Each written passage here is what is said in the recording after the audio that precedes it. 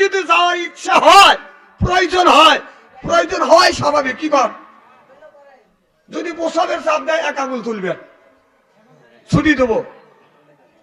টয়লেটের চাপ দিলে 2 আঙুল তুলবেন, 3 আঙুল তুললে আমি বসবতে বিড়ির নেশা ধরছি, এটাও ছুটি পাবেন। 4 আঙুল তুললে বসবতে প্রেমিক রিং দিছে, মিস কল দিছে, দেখা করতেই হবে। এ 4 জন ব্যতীত বিনে ওজরে, আমার কথা শুনেন, 4 জন ব্যতীত আমার কাছ থেকে বিনে অনুমতিতে যদি এখান থেকে উঠে যাইতে চান, কারণ এখানে আপনার বাবা মা শুয়ে আছে, আত্মস্বজন শুয়ে আছে, বিনে অনুমতিতে যদি উঠে যেতে চান, লুঙ্গি টেনে ধরবো, প্রয়োজন হলে খুলে রাখবো, আন্ডারুল বড় বাইক পাঠাবো, অপমানের শেষ থাকবে না। আর 2 নম্বর, আলেমের চেহারার দিকে চা থাকতে হবে, আমার চেহারার দিকে চা থাকতে হবে।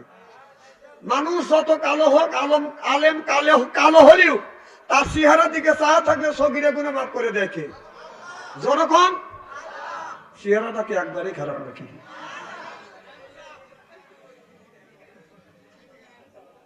তাহলে 1 নম্বর উঠা বসা করা যাবে, আর 2 নম্বর আমাদের দিকে চা থাকতে হবে। মারহাবাইতে জোরকন, মারহাবাইতে জোরকন।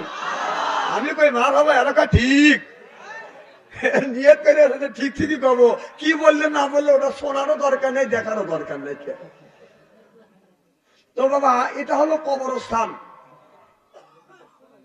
এমন কোন মানুষ নাই যে তার কেউ না কেউ মারা যায় নাই। আমার কথা কি বুঝতেছেন? একজন ব্যক্তি মরণের কথা শুনে ভয় পায়, যে হুজুরি আছে, যে মৌলানাই আছে, সেটি বলে কুল্লু নাফসিন যায়কাতুল মউত, মরণের হাত থেকে কেউ বাঁচতে পারে নাই, বাঁচা সম্ভব না। এক হুজুরের কাছে যা বলতেছে হুজুর, এক আল্লাহর ওলির কাছে যা বলতেছে হুজুর, মরণের হাত থেকে বাঁচার কোন রাস্তা আছে কিনা। ওনার এত ভয়, উনি চিন্তা করে যে কবরের মধ্যে যখন আমাকে শোয়াইবে, 3.5 হাত মাটির নিচে যখন শীত করে শোয়া রাখবে, এরপরে বাঁশ পাড়িয়ে দিবে, তালাই পাড়িয়ে দিবে, এরপরে কলার পাতা দিবে, পলিথিন দিবে, আমি কিভাবে থাকবো, আমার দম আটকে আসবে। এই কথা চিন্তা করে উনি খুব অস্থির। এক আল্লাহর ওলির কাছে যা বলতেছে হুজুর, মরণের হাত থেকে কিভাবে বাঁচা যায়, এইরকম যদি কোনো রাস্তা থাকে দেখেন তো, এই রাস্তা যদি থাকে সেই রাস্তাটা দেখা দেন, আমি যদি মরণের হাত থেকে বাঁচতে পারি। কারণ কবরের মধ্যে আমার পক্ষে থাকা সম্ভব না। তা আল্লাহর ওলি এতই বুঝায় যে বাবা, মানুষ মাত্রই মৃত্যুশীল, উনি তাও মানে না। বলে বাবা, যে দুনিয়ায় জান নিয়ে আসছে, আত্মা নিয়ে আসছে, সে যদি মশাও হয়, পানির নিচে যদি পোকাও হয়, তারও মরণের স্বাদ গ্রহণ করতে উনি ওটা মানেন না। যে না, দেখেন তো কোনো গ্যাপ চিনে কোনো রাস্তা পাওয়া যায় কিনা। তো আল্লাহ বললে বাবা, একটা উপায় আছে, যখন লোকটা পথ ছাড়েই না, পথ দেখাইতেই হবে হুজুর, মরণের হাত থেকে বাঁচা যায় কিনা। তো বললো যে বাবা, একটা কাজ করো, গ্রামের মধ্যে ঢোকো, যদি কোনো মানুষের আত্মস্বজন কেউ না কেউ মারা যায় নাই, ওই বাড়ির থেকে 1 মুঠ চাল অথবা 1 পিয়ালা পানি আনবে। যদি আনিয়ে দিতে পারো, তাহলে আমি তোমাকে দেখা দেব যে হ্যাঁ, তাহলে তুমি মরণের রাস্তার হাত থেকে বাঁচবে। আর যদি না আনতে পারো, তাহলে করে আমি তোমাকে রাস্তা দেখাতে পারবো না। এবার লোকটা ছুটলো গ্রামে গ্রামে, যা বলতেছে, মা আমি আপনাদের বাড়িতে আসলাম যে কিসের জন্য, 1 গ্লাস পানির জন্য। কয় নেও, মাংনা জিনিস।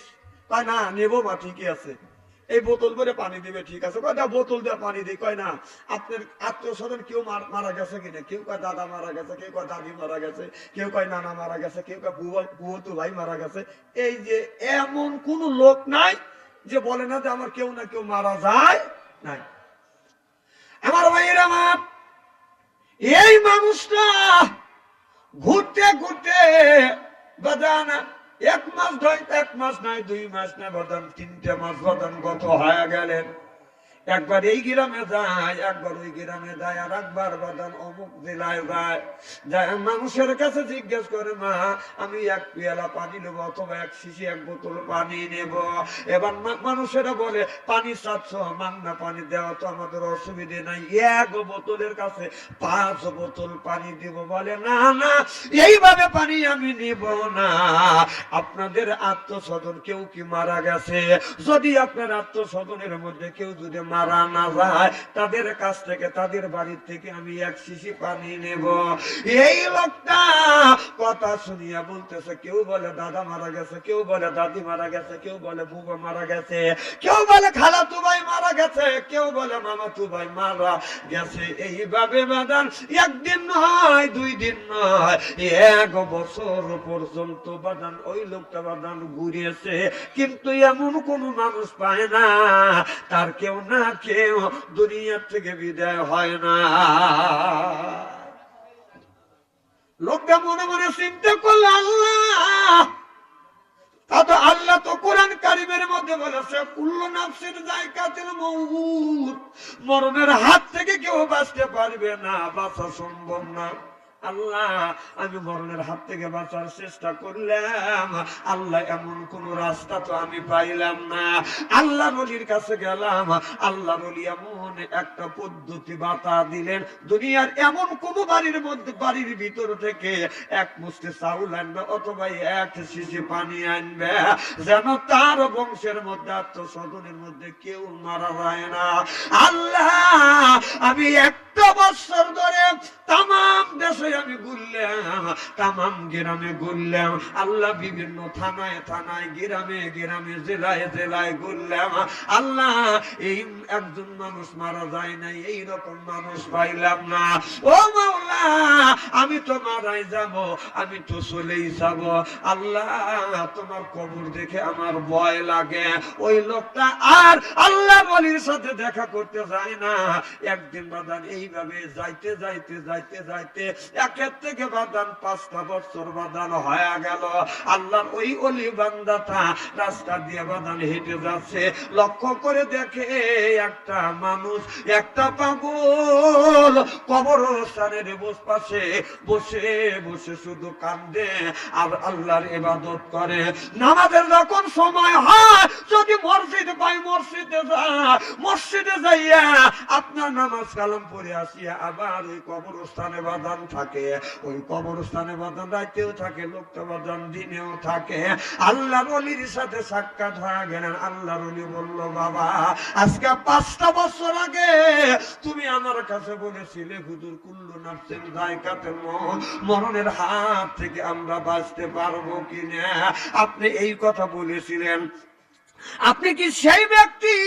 এবার লোকটা চোখের পানি ফেলে কান্দে আর বলে, হুজুর, আমি সেই ব্যক্তি, আপনি বলেছিলেন গ্রামের মধ্যে, দেশের মধ্যে এমন মানুষের কাছ থেকে তুমি এক পেয়ালা, এক শিশি পানি আনবে অথবা এক মুষ্টি চাউল আনবে, যার আত্মস্বজন কেউ না কেউ মারা যায় না। হুজুর, আমি 1 বছর পর্যন্ত গ্রামের পর গ্রাম আপনার ঘুরেছি, আপনার বাড়ি বাড়ি ঘুরেছে, মানুষের কাছে জিজ্ঞেস করেছে, এমন কোন মানুষ নাই এই মানুষের আত্মস্বজন কেউ না কেউ মারা যায় না। হুজুর, আমি যখন দেখলাম এইরকম কোন রাস্তা পাইলাম না, শেষ পর্যন্ত আমি চিন্তা করলাম, এই জীবন তো জীবন না, আমার আর একটা জীবন আছে, যেই জীবনের শেষে এই জায়গা আসতে হবে, শেষ পরিণত কবরস্থান হবে। হুজুর, আমি যখন আযান হয়, নামাজের সময় হয়, মহল্লার মসজিদ আছে, মসজিদে আমি ইবাদত করি, আর মসজিদ শেষে বাকি সময় আমি কবরস্থানে কাটিয়ে দেই। সিল্লাকান আল্লাহু আকবার, মওত কাউসের, কুল্লু নাফসিন শারিবু, মওত কাউসের, কুল্লু নাফসিন শারিবু, আল কবর বাইতেন, কুল্লু নাফসিন দাখিল, যরকান আল্লাহু আকবার। আমার ভাইরা, আমার লোকটা ঘোষণা দিলে, ও দুনিয়ার মানুষেরা, আমি বাঁচার জন্য, মরণের হাত থেকে বাঁচার জন্য, মালাকাল মউত আজরাইলের হাত থেকে বাঁচার জন্য, কবরের ভিতরে যাওয়ার থেকে বাঁচার জন্য অনেক চেষ্টা করেছি, কোনো পথ নাই। মরতে হবে, আজ না হয় কাল, কাল নয় পরশু। কুল্লু নাফসিন যায়কাতুল মউত, মরণের স্বাদ একদিন গ্রহণ করা লাগবে। চিল্লা কোন ঠিক কিনা? দুনিয়াতে এসে বান্দা, দুনিয়াতে এসে বান্দা কি করিস শিক্ষা, ওই কবরেতে দিতে হবে আমার পরীক্ষা। বলুন কবরেতে দিতে হবে আমার। সাইজ কি দেখছেন? পরীক্ষা। আপনাকে মরা লাগবে না নাকি? আমি কবরের কথা বলতেছি, পরীক্ষা, ওইরকম পরীক্ষা। দুনিয়াতে এসে বান্দা, দুনিয়াতে এসে বান্দা কি করিস শিক্ষা, এই কবরেতে দিতে হবে আমার পরীক্ষা। বলো কবরেতে দিতে হবে আমার। মুখের এই জবান দিয়া কিবা কাজ কইরাছ বন্ধু আল্লাহর লাগিয়া, সদা সত্য না বলিলে পাবে না রক্ষা, সদা সত্য না বলিলে পাবে না রক্ষা। দুনিয়াতে এসে বান্দা, দুনিয়াতে এসে বান্দা কি করিস শিক্ষা, ওই কবরেতে দিতে হবে আমার পরীক্ষা। বলুন কবরেতে দিতে হবে আমার পরীক্ষা। এবার মানুষ যদি মারা যায়, যেই মানুষটা মারা যাবে তারও কবরে সেই যাবে, তারও কবরের সওগাত বাদান সেই দিবে। আপনি মারা গেলে আপনারও কবরে যায়, আমি কিন্তু সওগাতের উত্তর দিব না। কথা কি বুঝতেছেন? মা যদি মারা যায়, মার কবরের সওগাত মার দিতে হবে। বাবা যদি মারা যায়, বাবার কবরের সওগাত বাবা দিতে হবে। ভাই যদি মারা যায়, ভাইয়ের কবরের সওগাত ভাই দিবে, অন্য ভাই বাদান দিবে না। খাদিজাতুল কুবরা রাদিয়াল্লাহু তাআলা, এই যে যুবক কি কি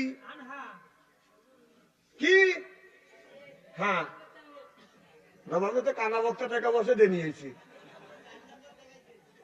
4 নম্বর দেখাইছো, যা তোর প্রেম টিকবে না কয়া দিলাম।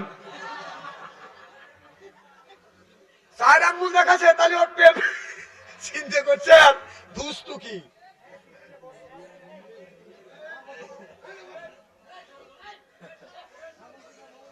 মারহাবা কর, নারায়ে তাকবীর। আয়েশা রাদিয়াল্লাহু তাআলা অসুস্থ হয়ে গেছে। আমার বিশ্ব নবী, আমার দয়াল নবী, আমার মায়ের নবী বললেন, খাদিজা তোমার কেমন লাগে? মা খাদিজাতুল কুবরা বলে, ইয়া রাসূলুল্লাহ, ইয়া হাবিবাল্লাহ, আমার ভালো লাগে না। আমার নবী বললেন, খাদিজা তোমার কেমন লাগে? মা খাদিজাতুল কুবরা বলে, ইয়া রাসূলুল্লাহ, ইয়া হাবিবাল্লাহ, আমি মনে হয় এই দুনিয়ার বুকের বেশি দিন থাকবো না, আমি দুনিয়ার থেকে বিদায় হয়ে যাব। মা খাদিজাতুল কুবরা বলে, নবী গো, আমি আপনার আগে 3টে স্বামী সংসার করছি। ও নবীজি, এইরকম কোনদিন হয় না আমি আপনার খেদমত করেছি, আপনি যতক্ষণ পর্যন্ত বাসায় না আসছেন না, আমি প্রয়োজন হলে সারা রাত দরজার সাথে পিঠ লাগাই অপেক্ষা করছি। আপনি যদি বাসায় আসছেন, যতক্ষণ পর্যন্ত না আসছেন, আমি ওই সন্ধ্যার পরের থেকে বাদান আপনার 12টা 1টা 2টা 3টা পর্যন্ত, এমন কি সারা রাত আপনি আসেন না, আমি আপনার বিবি খাদিজা সারা রাত আপনার সঙ্গে দরজার সাথে পিঠ লাগাইয়া লাগাইয়া অপেক্ষা করছি। চিল্লা কোন আল্লাহু আকবার। আমাদের ঘরে ঘরে একটা করে খাদিজা আছে, এই খাদিজারা আপনার আমার জন্য কি 2 ঘন্টা 3 ঘন্টা অথবা রাত 10টা থেকে শুরু করে 12টা পর্যন্ত, 12টা থেকে শুরু করে বাদান 3টা পর্যন্ত, 3টা থেকে শুরু করে রাত 4টা পর্যন্ত আমাদের জন্য কি দরদার সাথে পিঠ লাগাইয়া অপেক্ষা করছে? আমার নবী বলে খাদিজা এই গুণটা তোমার মধ্যে পাইছি রে খাদিজা, যতদিন যতবার আমি তোমার ঘরে দরজায় আসছি, একটা ডাকের বেশি 2টা ডাক দিতে হয় নাই, অমনি তুমি দরজা খুলে দিয়েছো। আমার নবী রাত 12টায় 1টা 2টার সময় এসে ডাক দিচ্ছে খাদিজা, ডাক দিছে অমনি খাদিজাতুল কুবরা দরজা খুলে দিছে। আমাদের ঘরে ঘরে একটা করে খাদিজা শুয়ে আছে, রাত 12টার পরে যা যদি ডাক দেওয়া যায় খাদিজা কোনো খবর নাই, ও খাদিজা উত্তর নাই, ও খাদিজা কি ওটাও খাদিজা। আর আমাদের ঘরে ঘরে একটা করে খাদিজা আছে। আমার নবী বললেন খাদিজা রে আমি জানি তুমি আমার খেদমত করছো। খাদিজাতুল কুবরা বলে ইয়া রাসূলুল্লাহ ইয়া হাবিবাল্লাহ, আমি আপনার আগে 3টা স্বামী সংসার করেছি গো নবীজি, এরকম কোনোদিন হয় নাই। ও নবীজি আমি মনে হয় বাঁচবো না, আমি যদি মারা যায়, আপনার জবান থেকে আমি শুনেছি মানুষ যদি মারা যায় আপনার মনটা নাকি ফেরেশতা কবরের মধ্যে আসবে, 3টা প্রশ্ন করবে। 1 নম্বর প্রশ্ন করবে মান রব্বুকা ওয়া মা দীনুকা ওয়া মা নাবিয়ুকা। ও নবীজি কবরের সলজব যদি সঠিকভাবে দিতে পারি ওই কবর হবে জান্নাতের টুকরো। উত্তর যদি না দিতে পারি গো নবীজি ওই কবর জাহান্নামের টুকরো হয়ে যাবে। ও নবীজি আমি যদি মারা যাই আমি ওই কবরের সলজব আমি দিতে পারবো না, একটা কথা দেন, ওয়াদা দেন গো নবীজি, আমি যদি মারা যাই আমার কবরের মধ্যে যখন রাখবেন আপনি আমার কবরের পাশে দাঁড়াইয়া আপনি আমার কবরের সলজব দিবেন কিনা? আল্লাহ নবী বলে রে খাদিজা মানুষ মারা গেলে যেই মানুষ মারা যাবে তার কবরের সলজব সেই দিবে রে খাদিজা, অন্য মানুষ কবরের সলজব দিতে পারবে না, এইরকম সিস্টেম নাই। আদম থেকে শুরু করে এ পর্যন্ত যতগুলি মানুষ মারা গেছে, যে মারা গেছে তার কবরের সলজব তারই দিতে হবে, যে মারা যাবে অন্যজন তার কবরের সলজব দিবে, এই রকম সিস্টেম আল্লাহ আমারে জানা দেয় নাই। খাদিজা আল্লাহ যদি জানা দিত তাহলে আমি তোমার কবরের পাশে দাঁড়াইয়া তোমার কবরের সলজবের উত্তর দিতাম। আল্লাহ শুধু মা খাদিজার মনের খবর জানে না, আমাদের মনের খবর জানে না, 18,000 মাখলুকাতের মনের খবর জানে কে?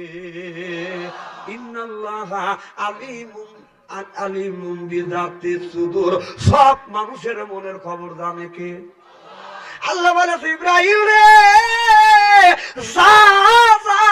আমার বন্ধুর কাছে খবর দে, আমার বন্ধুর বিবি খাদিজা মনের যেই আশাটা আমি আল্লাহ বুঝতে পেরেছি। জিবরাইল তাড়াতাড়ি যা আমার বন্ধুর কাছে খবর দে। জিবরাইল আলাইহিস সালাম চলে আলে মুহাম্মদ হাই গেব না গোপ্তা টানা গোপ্তা জিবরাইল হাই গেব না গোপ্তা টানা গোপ্তা রব্বুল জলিল। জিবরাইল আলাইহিস সালাম এসে বলে ইয়া রাসূলুল্লাহ ইয়া হাবিবাল্লাহ আপনার বিবি খাদিজাতুল কুবরা যখন আপনার কাছে বলেছে কবরের সলজব দিতে হবে, নবী গো আল্লাহ আমার কাছে খবর দিয়েছে আপনার বিবি খাদিজা যদি মারা যায়, নবী গো আপনার বিবি খাদিজার কবরের সলজব আপনি দিবেন এই অনুমতি আল্লাহ আপনারে দিয়েছে। সিল্লাকান আল্লাহু আকবার। আল্লাহ আল্লাহ মিকুনা শামসু কামা, আল্লাহ আল্লাহ মিকুনা আরদুজা। ফেরেশতা জিবরাইল আলাইহিস সালাম আমারে এসে জানিয়ে দিয়ে গেলেন খাদিজা রে তুমি যদি মারা যাও তোমার কবরের পাশে দাঁড়াইয়া আমি নবী তোমার কবরের সলজব আমি দেব। সিল্লাকান আল্লাহু আকবার। খাদিজা তোমার কবরে যতক্ষণ মন কানে কি আসবে না, প্রাণ প্রিয়সী কথা দিলাম তোমার কবর ছেড়ে আসবো না। সিল্লাকান আল্লাহু আকবার। নারে তাকবীর, আল কোরআনের আলো, নারে তাকবীর। তাহলে আল্লাহর নবী বলল খাদিজা তুমি যদি মারা যাও তোমার কবরের পাশে দাঁড়াইয়া তোমার কবরের সলজব দেবো। কারণ যখন ফেরেশতা আসবে আল্লাহ নবীকে জানা দিবে আমাদের দেশের কিছু বন্ডামি শুরু হয়ে গেছে, একজনের শ্বশুর মারা গেছে, বলবো কি একজনের শ্বশুর মারা গেছে, ওই জামাইকে আপনার কবরের পাশে দাঁড়া আছে। আমি বললাম ভাই দাঁড়া আছেন কেন? কয় কবরের সলজবের উত্তর দেবো। কত বড় সিটে, কত বড় কথা কর সিটে দেখছি, এইরকম সিটে দেখি নাই কে। এই মনটা নাকি ফেরেশতা যখন আসবে তো কয় আসবে, কথা কয় না। মানে এর মানে দালালি করতেছে, শ্বশুর বাড়ি তো উত্তরই পাবে, এই জন্য দালালি করতেছে। দালালিটি কম করে করিও ভাই, রাগ তো করবেন না। আমার ওয়াজ শুরু হয়ে গেল, মানে আমি যখন ওয়াজ করবো হক কথা আমার বলেই দেখবে, মানে তেল তেলে ওয়াজ করার দিন নাই। কারণ আমি জানি জাকারিয়া আলাইহিস সালামকে দাওয়া ধরছে, জাকারিয়া নবী গাছের মধ্যে ঢুকছে, গাছ সহ জাকারিয়া নবীকে কেটে ফেলছে। এই ওয়াজ আমি জানি, এই ওয়াজ করে মানুষকে আল্লাহর রাস্তায় না যাবে না, এটা অন্যায়, এটা করা যাবে না, এটা ন্যায়, এটা করতেই হবে। ন্যায়ের পক্ষে কথা বলতে গেলে জেল খাটা দরকার হলে জেল খাটবো, জরিমানা দেওয়ার দরকার হলে জরিমানা দেবো, প্রয়োজন হলে ফাঁসির মঞ্চ চাটবো, বাতিলের সাথে অবস্থায় জনগণ ঠিক কিনা?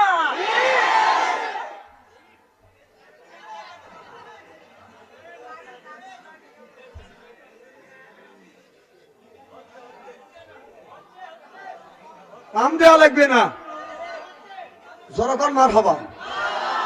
কারণ অনেক লোক আছে, না না অনেক লোক আছে মানুষ মারা গেলে কবরের পাশে ঘুরে, যদি জিজ্ঞাসা করেন কি করতেছেন, উনি বুজুর করে দেয় তো স্যান্ডেলতে বাইরে দাওয়াবেন ওখান থেকে। ফেরেশতা কম ফেরেশতা করবে যে এই তুই ওখানে ঘুরে বুজুর করে দেখা দাঁত ফাটা ভাড়া দেবো বেটা। দালালি মারা দেশ ভাড়ে না, দালাল দেখছে এইরকম দালাল দেখি নেই কে। কখন ফেরেশতা আসবে? আচ্ছা তুই ফেরেশতা আসলো, আসো কখন বলবে মান রব্বকা, তুই ওখান থেকে শুনবি, তো শুনে শুনে বলবি। দালালিটি কম করে করিও, কথা কয় না, কথা কয় না, না না কথা কেন অবাস্তব বলতেছি নাকি? এদিনই ওই রকম মানুষের মানে বেজা নাম দিও না। তোর শ্বশুর মারা গেছে, তোর কপাল খুলে গেছে, তোর শ্বশুরের 20 বিঘা সম্পত্তি আছে, 2-3 বিঘা জমি তুই ভাবি তুই শুকুর আদায় কর নামাজ পড়িয়া, কথা কর না খেয়া ওখানে ঘুরে ঘুরে দালালি করতেছ, তাই না? তোকে চিনি না আমি। 33,000 টাকা লাগাস, মানে 32 লক্ষ টাকা লাগাতে সুই দিয়া, আর তুই কবরের পাশ থেকে ঘুরতেছিস, ও সাহস কম না। ওই দেখেন ভাই বড় বড় চোখ করে টাকা রয়েছে, আপনারা সুদ খাচ্ছেন এদিকে আমি দেখছি নাকি? সুদের কত কয়েক সময় বলে না কেউ, কত বড় বড় চোখ করলে বসবো যে লোকটা সুদ খাইছে। এখন দেখি কে টাকা আমার দেখে বড় নজর। আমার ভাইয়ের, আমার মুসলমান ভাইরে,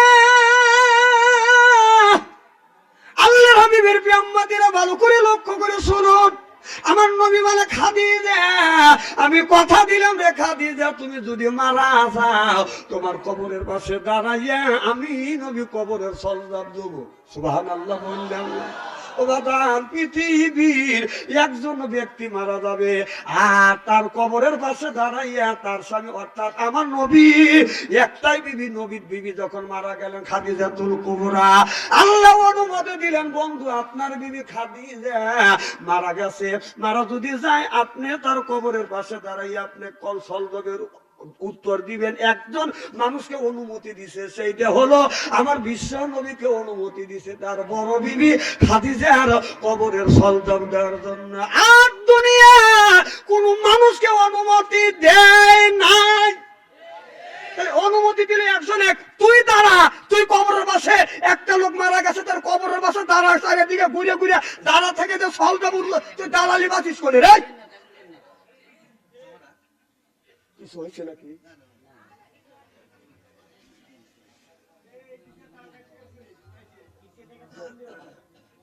কথা বলা যাবে না, কথাটি বলতে দেন। মার হবে একটু জোরে করো। নারায়ণ তাকবীর। আমার ভাইয়ের, আমার বিশ্ব নবী একদিন মসজিদের বারান্দায় মন খারাপ করে বসে আছে। আল্লাহ নবী মন খারাপ আল্লাহ সহ্য হয় না। আল্লাহ বলে জিবরাইল তাড়াতাড়ি যা আমার বন্ধুর কাছে যা, বন্ধুর মন খারাপ। আমার বন্ধুর কিসের অভাব? টাকার অভাব, পয়সার অভাব, নারীর অভাব, গাড়ির অভাব, এমন কোন জিনিসের অভাব পড়েছে? জিবরাইল যা আমারও বন্ধুর সব অভাব গুনে আমি আল্লাহ দূর করে দিব। সুবহানাল্লাহ বললেন না? অমনি জিবরাইল আলাইহিস সালাম চলে আসতেন, বলে নবী গো আপনি মন খারাপ করে বসে আছেন, আপনার টাকার অভাব, পয়সার অভাব, ও নবীজি নারীর অভাব, গাড়ির অভাব, এমন কোন জিনিসের অভাব পড়েছে গো নবীজি? সব অভাব আল্লাহ দূর করে দিবে, আপনি কেন কান্দেন? আমার নবী বলে জিবরাইল রে আমি টাকা পয়সার, নারী গাড়ির জন্য আমি কান্দি না, আমি কান্দি কবরের মধ্যে আমার উম্মতের কি হবে সেই চিন্তায় আমি নবী অস্থির। চিল্লাকান আল্লাহু আকবার। আমরা তো কবরের মধ্যে থাকবো, আমাদের কি অবস্থা হবে সেই চিন্তায় রাসূল সাল্লাল্লাহু আলাইহি ওয়াসাল্লাম অস্থির। সুবহানাল্লাহ, একটু জোরে কর। আল্লাহ বলে জিবরাইল নিয়ে যাও, আমার বন্দুককে নিয়ে যাও, ওই কবরের পাশে নিয়ে যাও, দেখা নিয়ে আসো আপনার উম্মতের হাল কেমন হবে। এবার জিবরাইল আলাইহিস সালাম আল্লাহর নবীকে নিয়ে চলে গেলেন। দুইটা কবর আছে, একটা হলো বডি সালমানের কবরের পাশে নিয়ে যায়, বডি সালমানের কবর আছে, তার কবরের পাশে আর একটা কবর আছে। সর্বপ্রথম বডি সালমানের কবরের পাশে এইরকম করে আঘাত করলেন পাখা দ্বারায়, আর বললেন কুম বিইজনিল্লাহ, আল্লাহর হুকুমে আল্লাহর বান্দা জিন্দা হয়ে যা। আমার নবী দেখতেছে কবরের মাটি বাদান ফাটতে লাগলেন, লাফাইতে লাগলেন, মাটি বাক হয়ে গেলেন, আল্লাহর একটা বান্দা বাদান বের হয়ে আসলেন।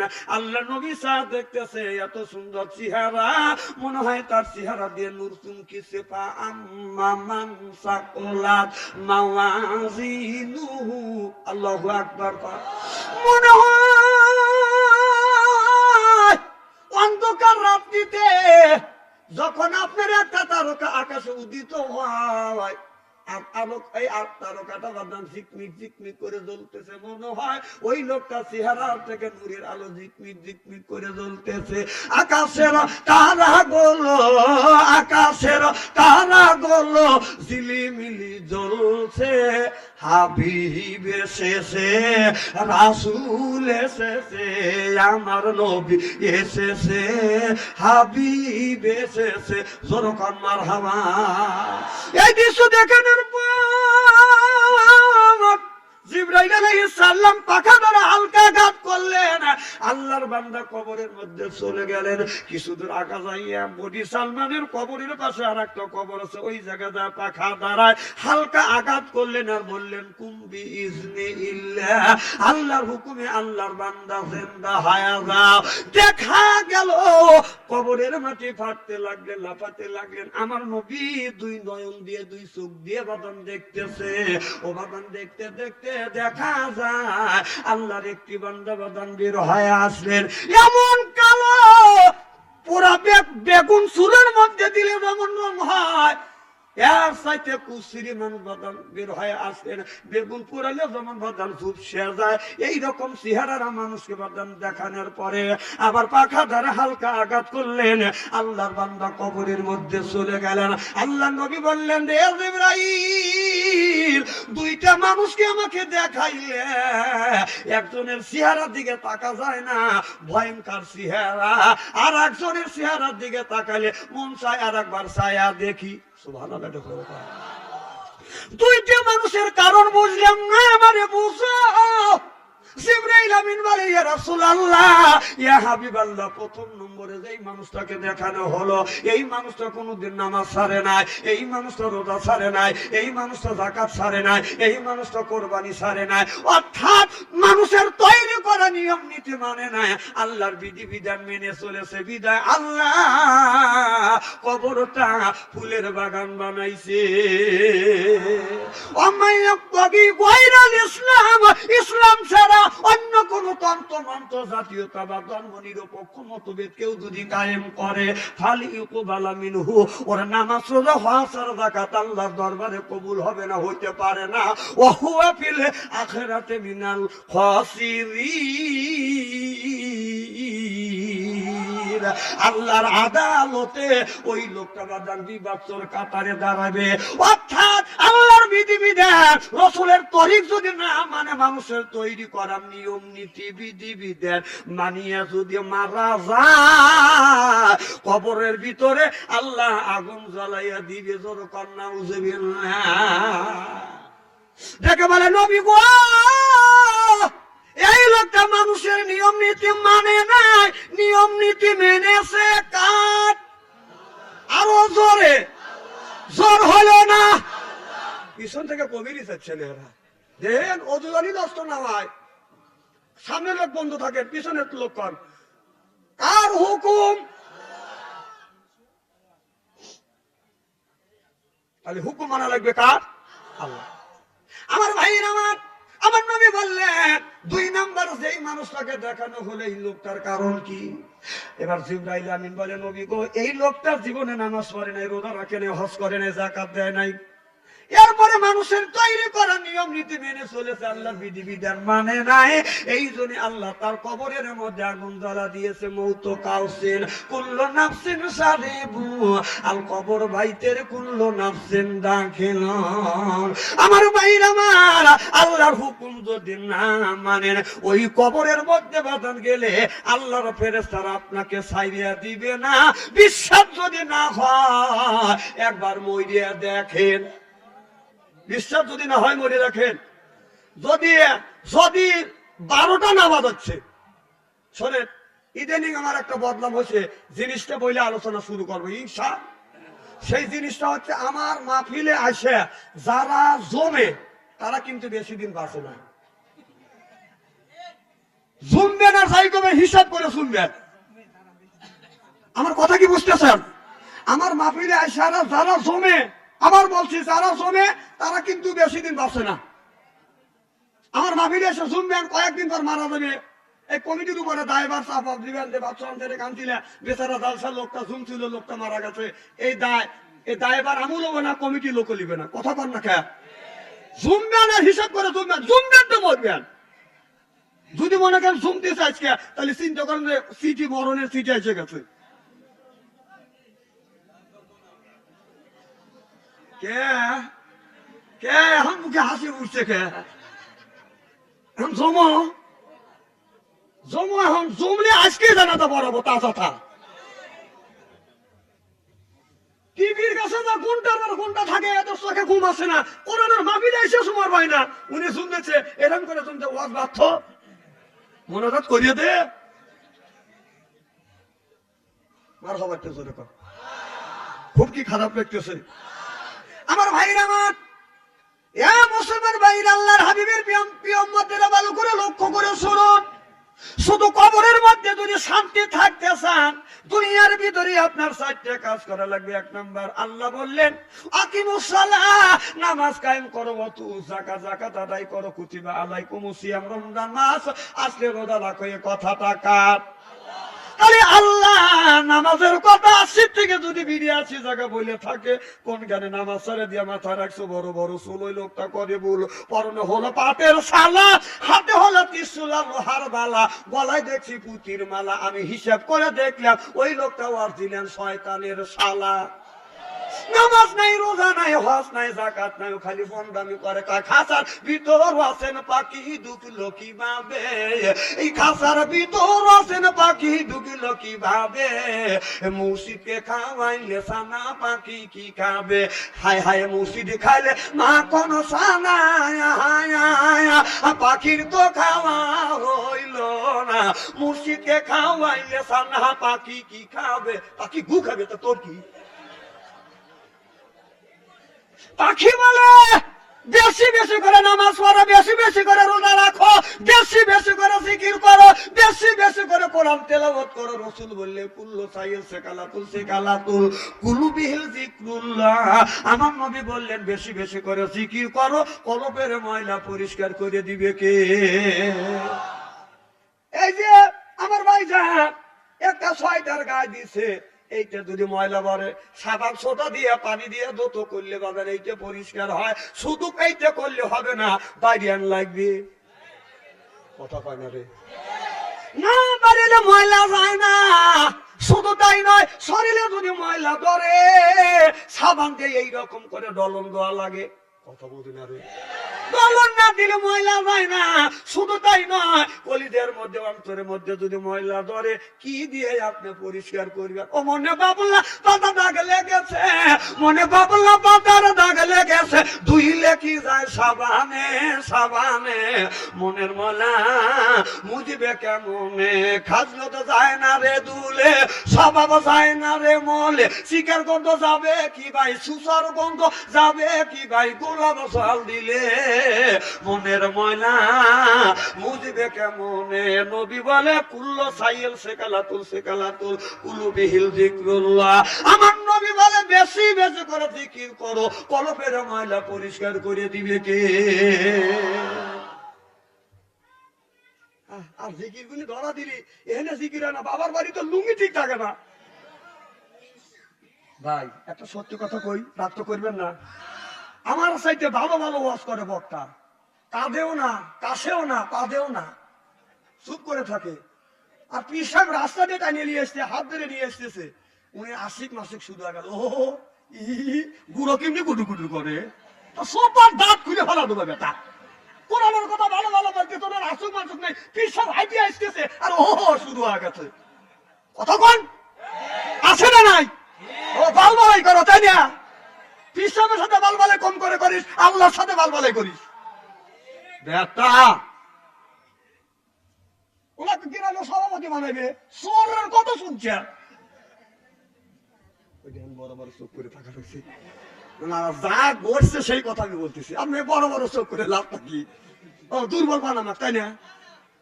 উচিত কথা আল্লাহ বলতে বলছে, রসুল বলতে বলছে, এজন্য আল্লাহ যদি বলতে বলে, আল্লাহ যদি কয়, সেইটা যদি আমি রিলি করে বলি, আমার কোনো দোষ আছে নাকি? দোষ কার?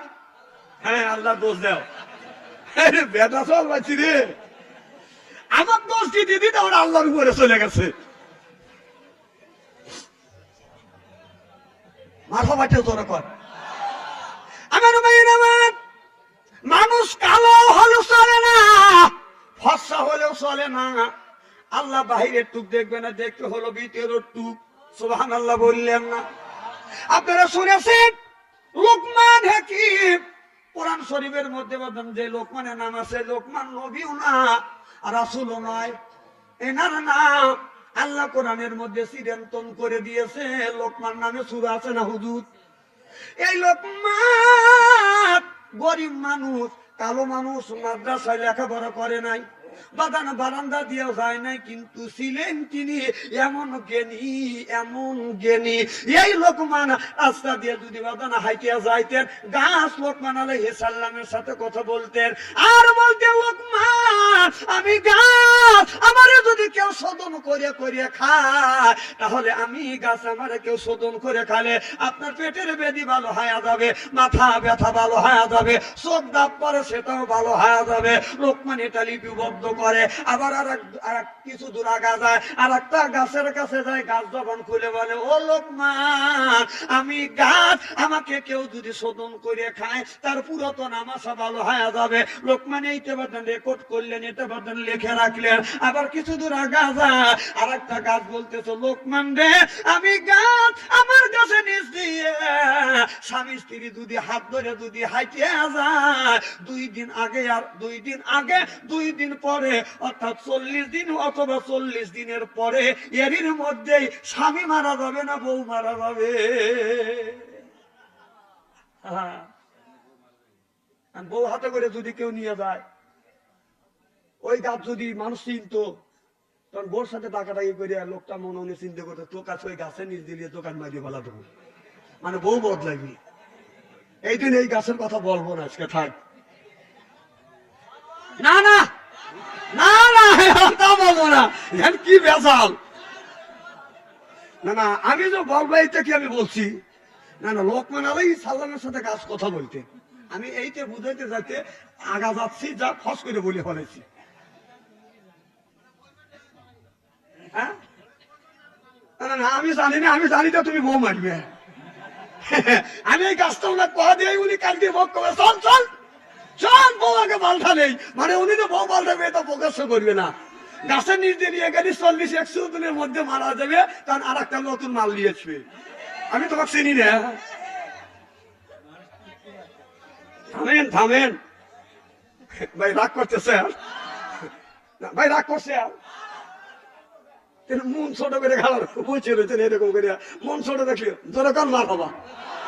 আমার ভাইয়ের আমার এই লোকমান একজনের বাড়ি বাড়ির বকরি রাখালগিরি করতেছে। লোকমান আপনার এতই কালো, এমন কালো, পৃথিবীর মধ্যে তিনজন ব্যক্তি কালো ছিলেন, তার মধ্যে একজন হলো হযরত বেলাল আর হযরত লোকমান। এত কালো। আর একজন নবীর একটা সাহাবী ছিলেন, নবীর সাহাবীর মধ্যে বাদান দুইজন ছিলেন, একজন বেলাল আর একটা সাহাবীর নাম ছিল আপনার খেয়াল হচ্ছে না, কিন্তু আর এই তিনজনের মধ্যে লোকমান একজন বাদান কালো ব্যক্তি ছিলেন। এই লোকমানের মালিক লোকমানকে দেখে, লোকমান এত জ্ঞানী জ্ঞানী ব্যক্তি দেখে লোকমানকে বলল, লোকমান এই যে তুমি বকটি চড়াছড়ে লোকমান, এই বকটি একটা বকটিকে জব করে দুই টুকরো গোস্ত নিয়ে আসো, যেই দুই টুকরো গোস্ত হলো উৎকৃষ্ট ভালো ভালো ভালো গোস্ত, দুই টুকরা ভালো গোস্ত নিয়ে আসো। ওই দুই টুকরা আমাকে ভালো গোস্ত দিয়ে তোমরা যারা কর্মচারী আসা জব করিয়া ভাগাভাগি করে তোমরা খাবে।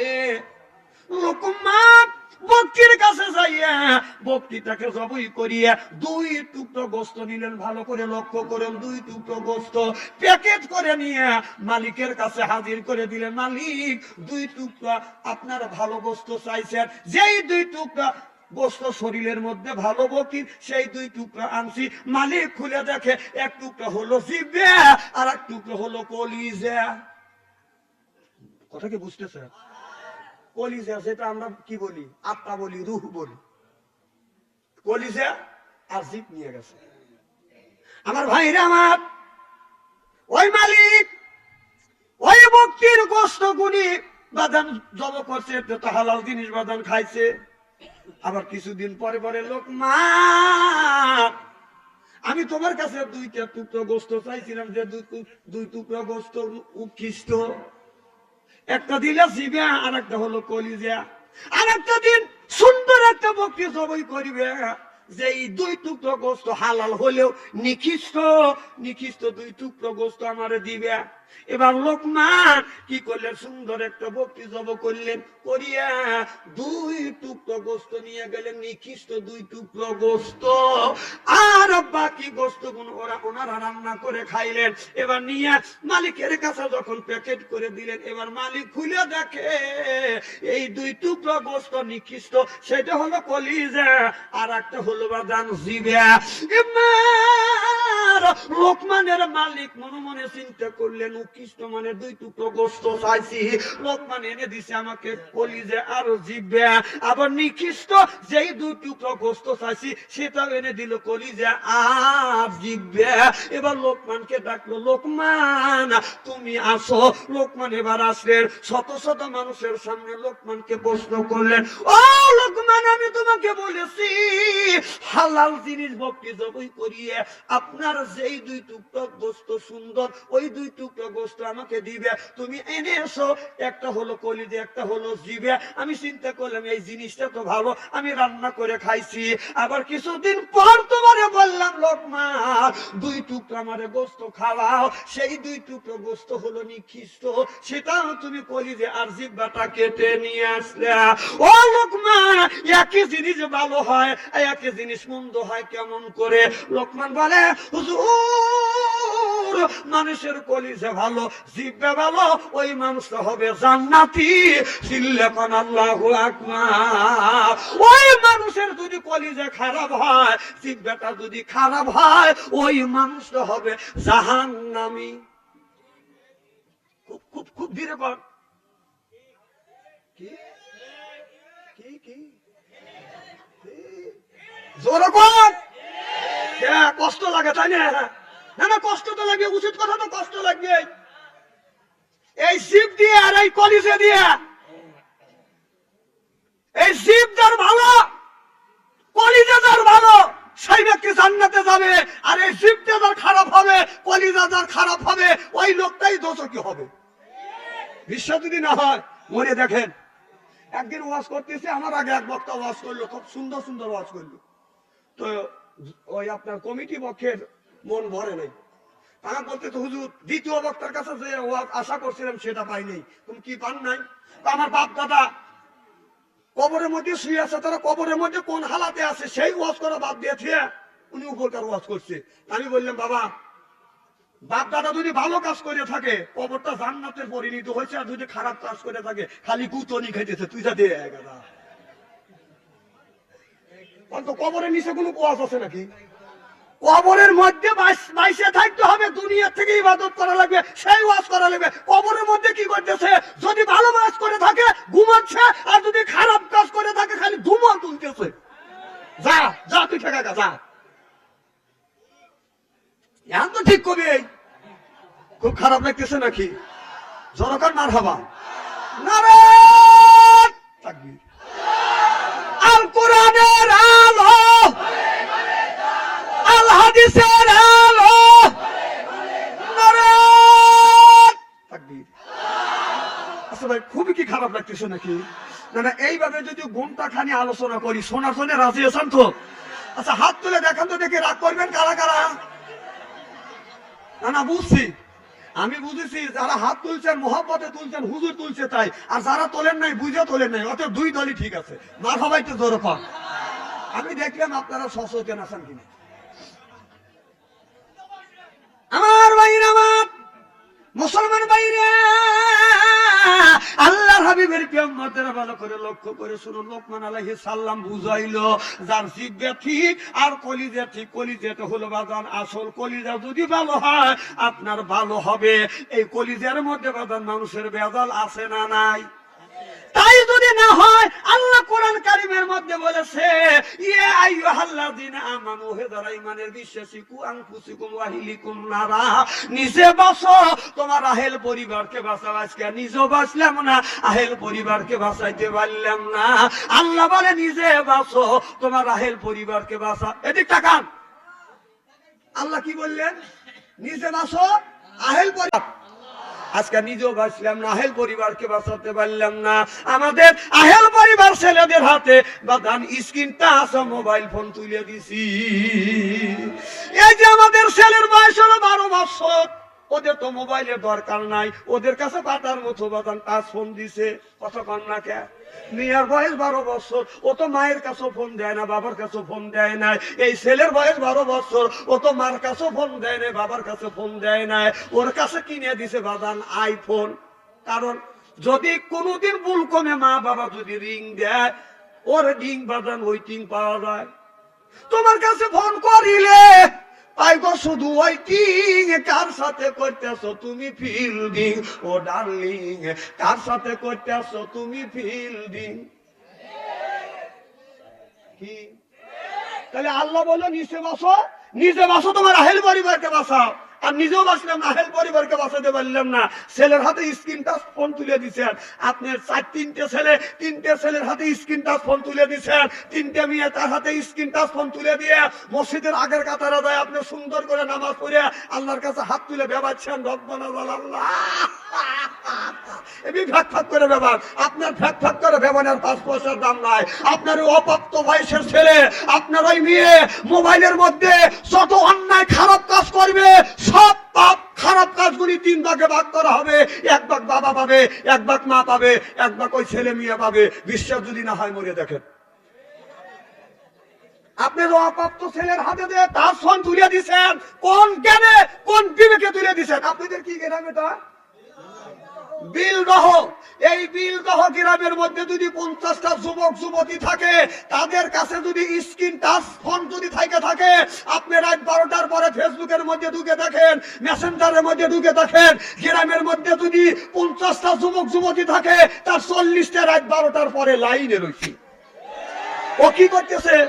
ও তাহাজ্জুদ নামাজ পড়ে মোনাজাত করতেছে না।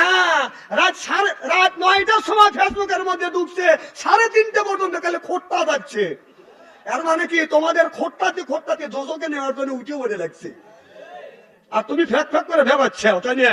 বেহেশত তোমার পিঠের উপর বেহেশত দিবে। তুই মরিয়া দেখে তোর বাথাম যদি আল্লাহ না ফাটাচ্ছে, সেদিন আমার নাম গুঁড়ো থুস কবরের মধ্যে মরিয়েলে। তোমার ছেলে কি করতেছে? তুমি ফ্যাক ফ্যাক করে ভেবাও। ভাই রাগ করতেছে? না না, কথা কি আমার? কথা কার?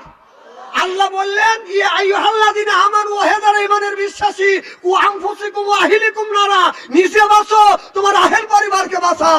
আজকে নিজেও বাঁচলাম না, আহেল পরিবারকে বাঁচাতে পারলেন ভাই? অনুমতি কি লিছেন? হ্যাঁ বাস, কেবল ভাই হাত তুলছি। ভাই ভাবছে যে বাথরুম সেরি চোখে দেখে না, কাছের নজর কমে গেল, দূরের নজর ঠিকই আছে।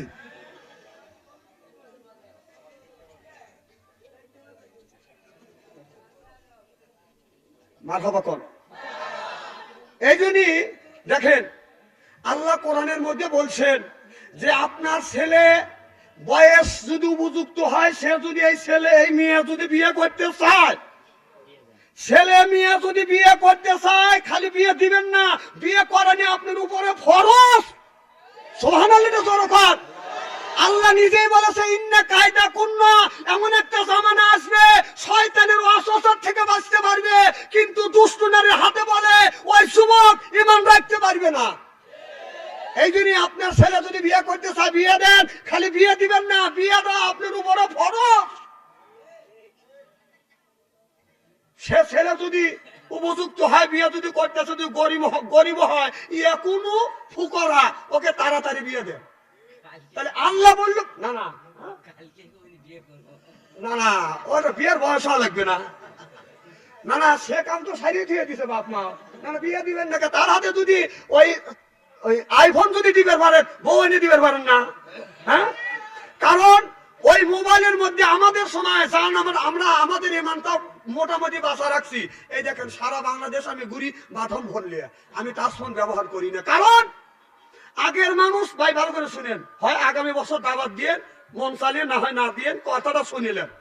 আগেকার মানুষ অলি হওয়া খুব সহজ ছিল, কারণ চোখটা হেফাজত করছে। কারণ কোরআনের মধ্যে আছে, রাস্তা দিয়ে হাইটে যাচ্ছেন, একজন মহিলা আপনার চোখে বললো, আপনি একবার তাকালেন আল্লাহ মাফ করবে, আর দ্বিতীয়বার যদি বলেন যে টাকা দেখি, যেই তাকাবেন সেই গুণ লিখবে কে? সেই আমলনামায় গুণ লিখবে। এই জন্য মহিলার দিকে একবার তাকালে আল্লাহ মাফ করবে, দ্বিতীয়বার তাকালে আল্লাহ তার আমলনামায় গুণ লিখবে।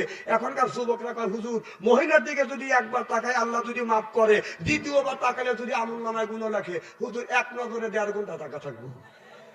এইগুলি কথা হইলো। হ্যাঁ, আবার আমার কয় হুজুর আপনারা খালি মহিলার দিকে তাকান যাবেন, এই ওয়াজ করেন।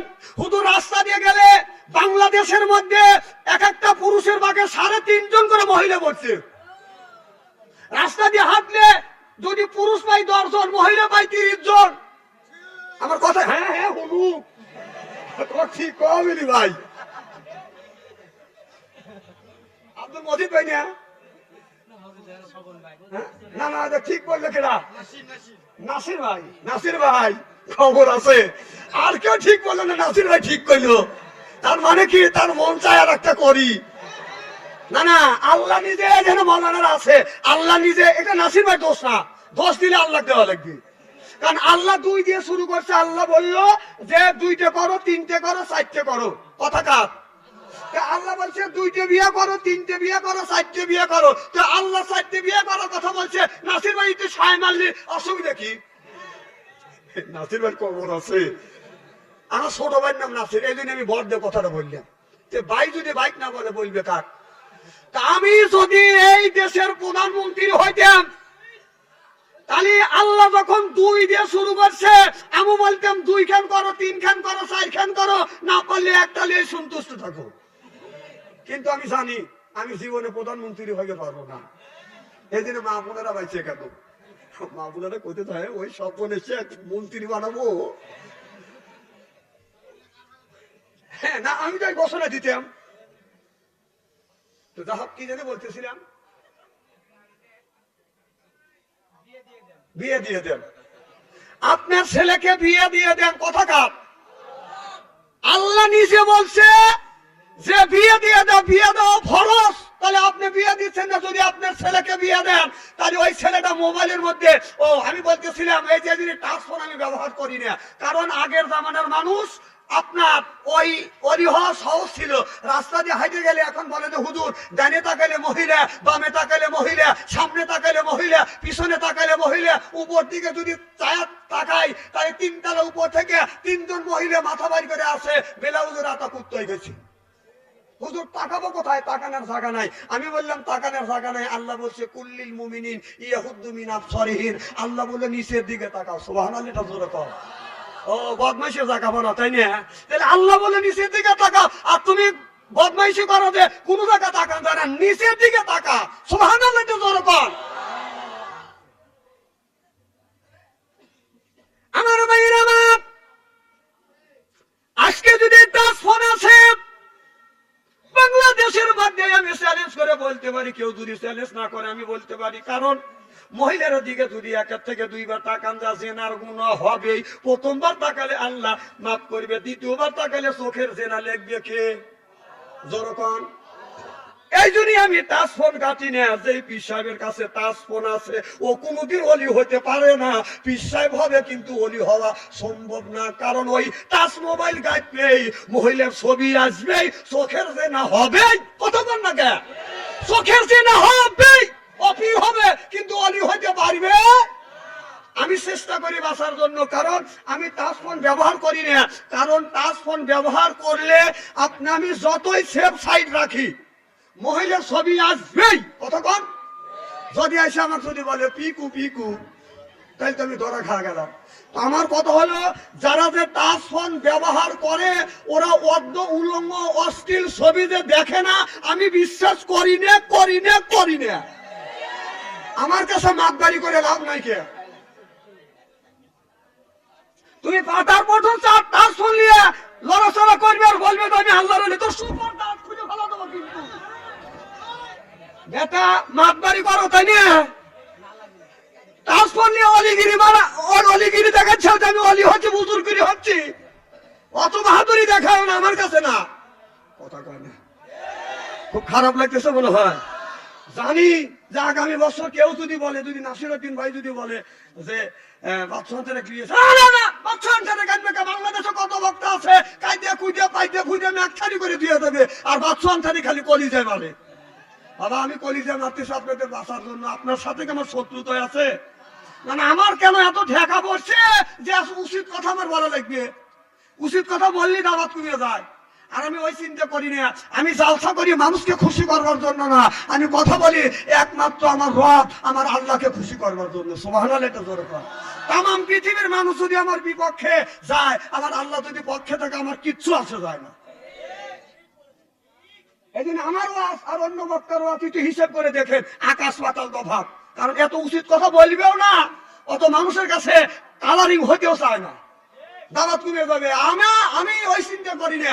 আল্লাহ আমাকে দুনিয়ায় পাঠানোর 50,000 বছর আগে আল্লাহ রিজিক দিছে, তারপরে পৃথিবী পাঠাইছে। সুবহানাল্লাহ, একটু জোরে কর।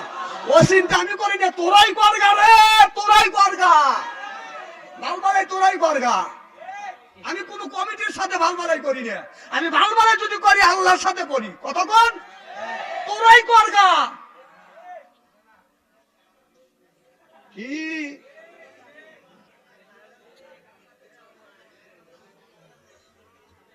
শোনেন, আমাকে কেউ জানি স্লিপ দিয়েন না। আমি 3 ঘন্টা মাহফিল করতে পারি, 4 ঘন্টা করতে পারি, এটা আমার ব্যাপার। হয়তো আমার পাম দিয়েন না, হয়তো আমার জীবনের শেষ মাহফিল, আগামীতে আসতেও পারি নাও পারি। যদি আল্লাহ রিজিক রাখে তাহলে আসবো, আর যদি রিজিক না রাখে, আর যদি আল্লাহ যদি হায়াত যদি না দেয়, আসবো কিভাবে? এদিনই জীবনের যেখানে আমি মাহফিলে যাই, জীবনের শেষ ওয়াজ করে আসি যে এইটি আমার জীবনের শুরু, এইটি শেষ। জিকির করুন লা ইলাহা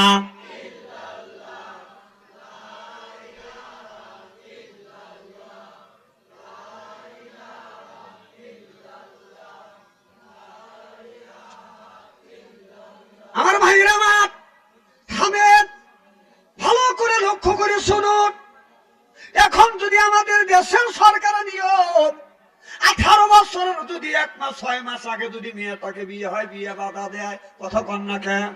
ছেলের বয়স যদি 21 বছরে বিয়ে করবে, 20 বছরে বিয়ে করলে বাধা দেয়। কি কোন বাধা দেয় না? ওই মেয়ে 18 বছরে বিয়ে হয় নাই, 32 বছর হয়ে গেছে, আর কেউ ওই মেয়ের কাছে যায় না। কথা কন না? না, 18 বছরের সময় বিয়ে দিবে চাইছে, বাধা দিছে। এখন 32 বছর বয়স হচ্ছে, ওই বয়সের কারণে বিয়ে কেউ করে না। তুই কর, কর তুই করে হন। হাসতেছেন, দুঃখ লাগে। আমার এলাকায় একটা মেয়ের বিয়ে হয়ে গেছে, খাওয়া দাওয়া শেষ, বিয়ে বাড়াবে, পুলিশ এসে ধরে নিয়ে চলে গেল।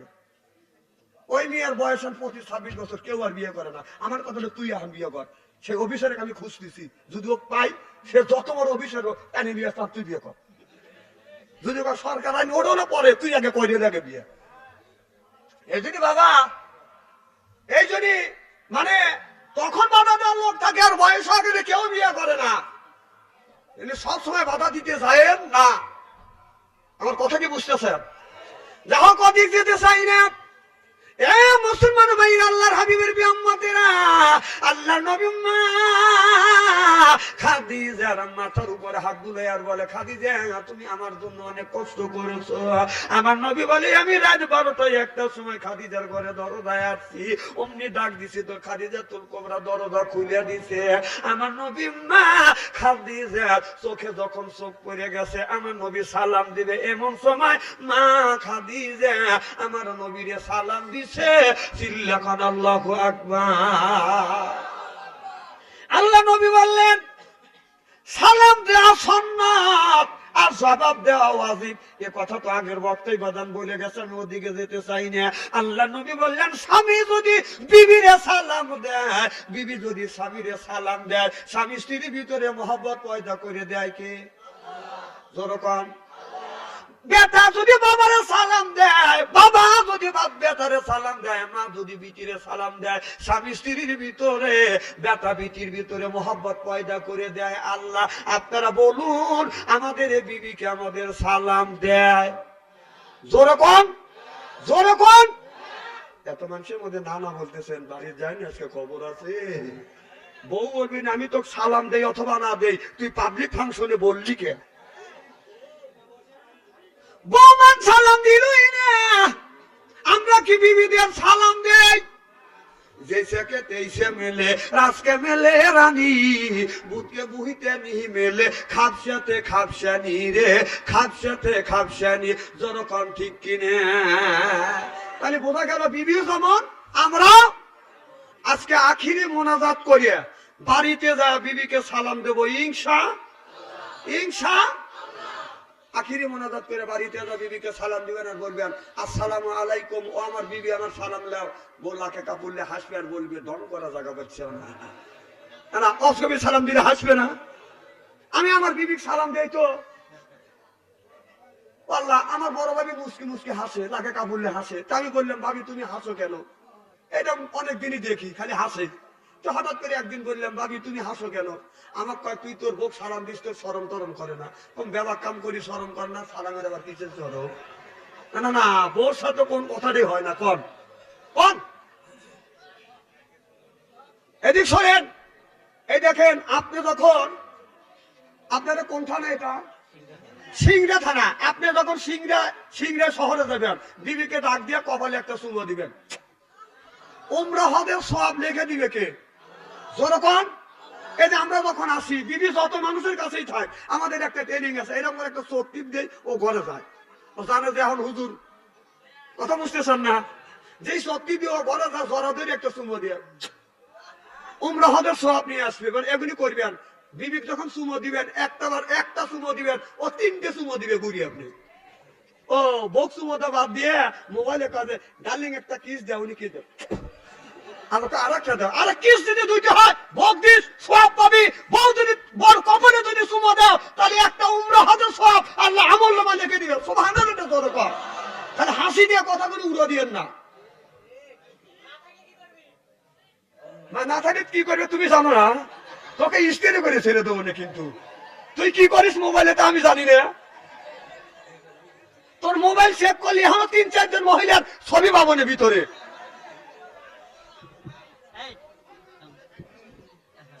কথা কি আমি অবাস্তব বলতেছি নাকি? আমি না তুমি নেই ভালো, আর সবাই তো একরকম না। হ্যাঁ আমি জানি, দেখেন ওই কোথায় 10টা, নিশ্চয়ই ওনার দাদা হয় নানা হয়, এদেরই কোথায় 10টা। এদিক তাকান আমার ভাইয়েরা, আমার মুসলমান ভাইরা, আমার নবীর বিবি মা খাদিজাতুল কুবরার বাদান বড় বড় চুল ছিল। আমার নবী সামনে দিয়ে যখন মা খাদিজাতুল কুবরা বাদান নড়াচড়া করতো, মাথার চুলটা বাদান ছাড়িয়ে দিত। এই জন্য মা বোনদের বলবো, মা আপনার স্বামী যখন বাসায় থাকবে, আপনি যখন বাসায় থাকবেন, কেউ যখন বাসায় থাকবে না, স্বামীর সামনে যত আপনি খোলামেলা থাকবেন, তত সওয়াব আল্লাহ আপনার আমলনামায় লিখে দিবে। স্বামীর সামনে মাথার চুল ছাড়িয়ে দিবেন, যত গুণে চুল ও স্বামীর নজরে পড়বে, তত গুণে সওয়াব আল্লাহ আমলনামায় লিখে দিবে। চিল্লাকান আল্লাহু আকবার। আর আমাদের দেশের নারীরা বাদাম চুল ছাড়িয়ে দিয়ে রাস্তা দিয়ে যায়। আপনি কেন পর্দা করেন না? আপনি কেন চুল ছেড়ে দিয়ে রাস্তা দিয়ে চলেন? আপনার যত গুণে চুল অন্য পুরুষ দেখবে, অত গুণী গুণা আপনার আমলনামায় লেখা হবে। আর আপনার স্বামীকে যদি আপনি চুল দেখান, যত গুণী চুল দেখবে, তত গুণী সওয়াব স্বামী স্ত্রীর আমলনামায় লিখে দিবে কে? আমার নবী যখন বাসায় আসছেন, মা খাদিজার লম্বা চুল ছিল।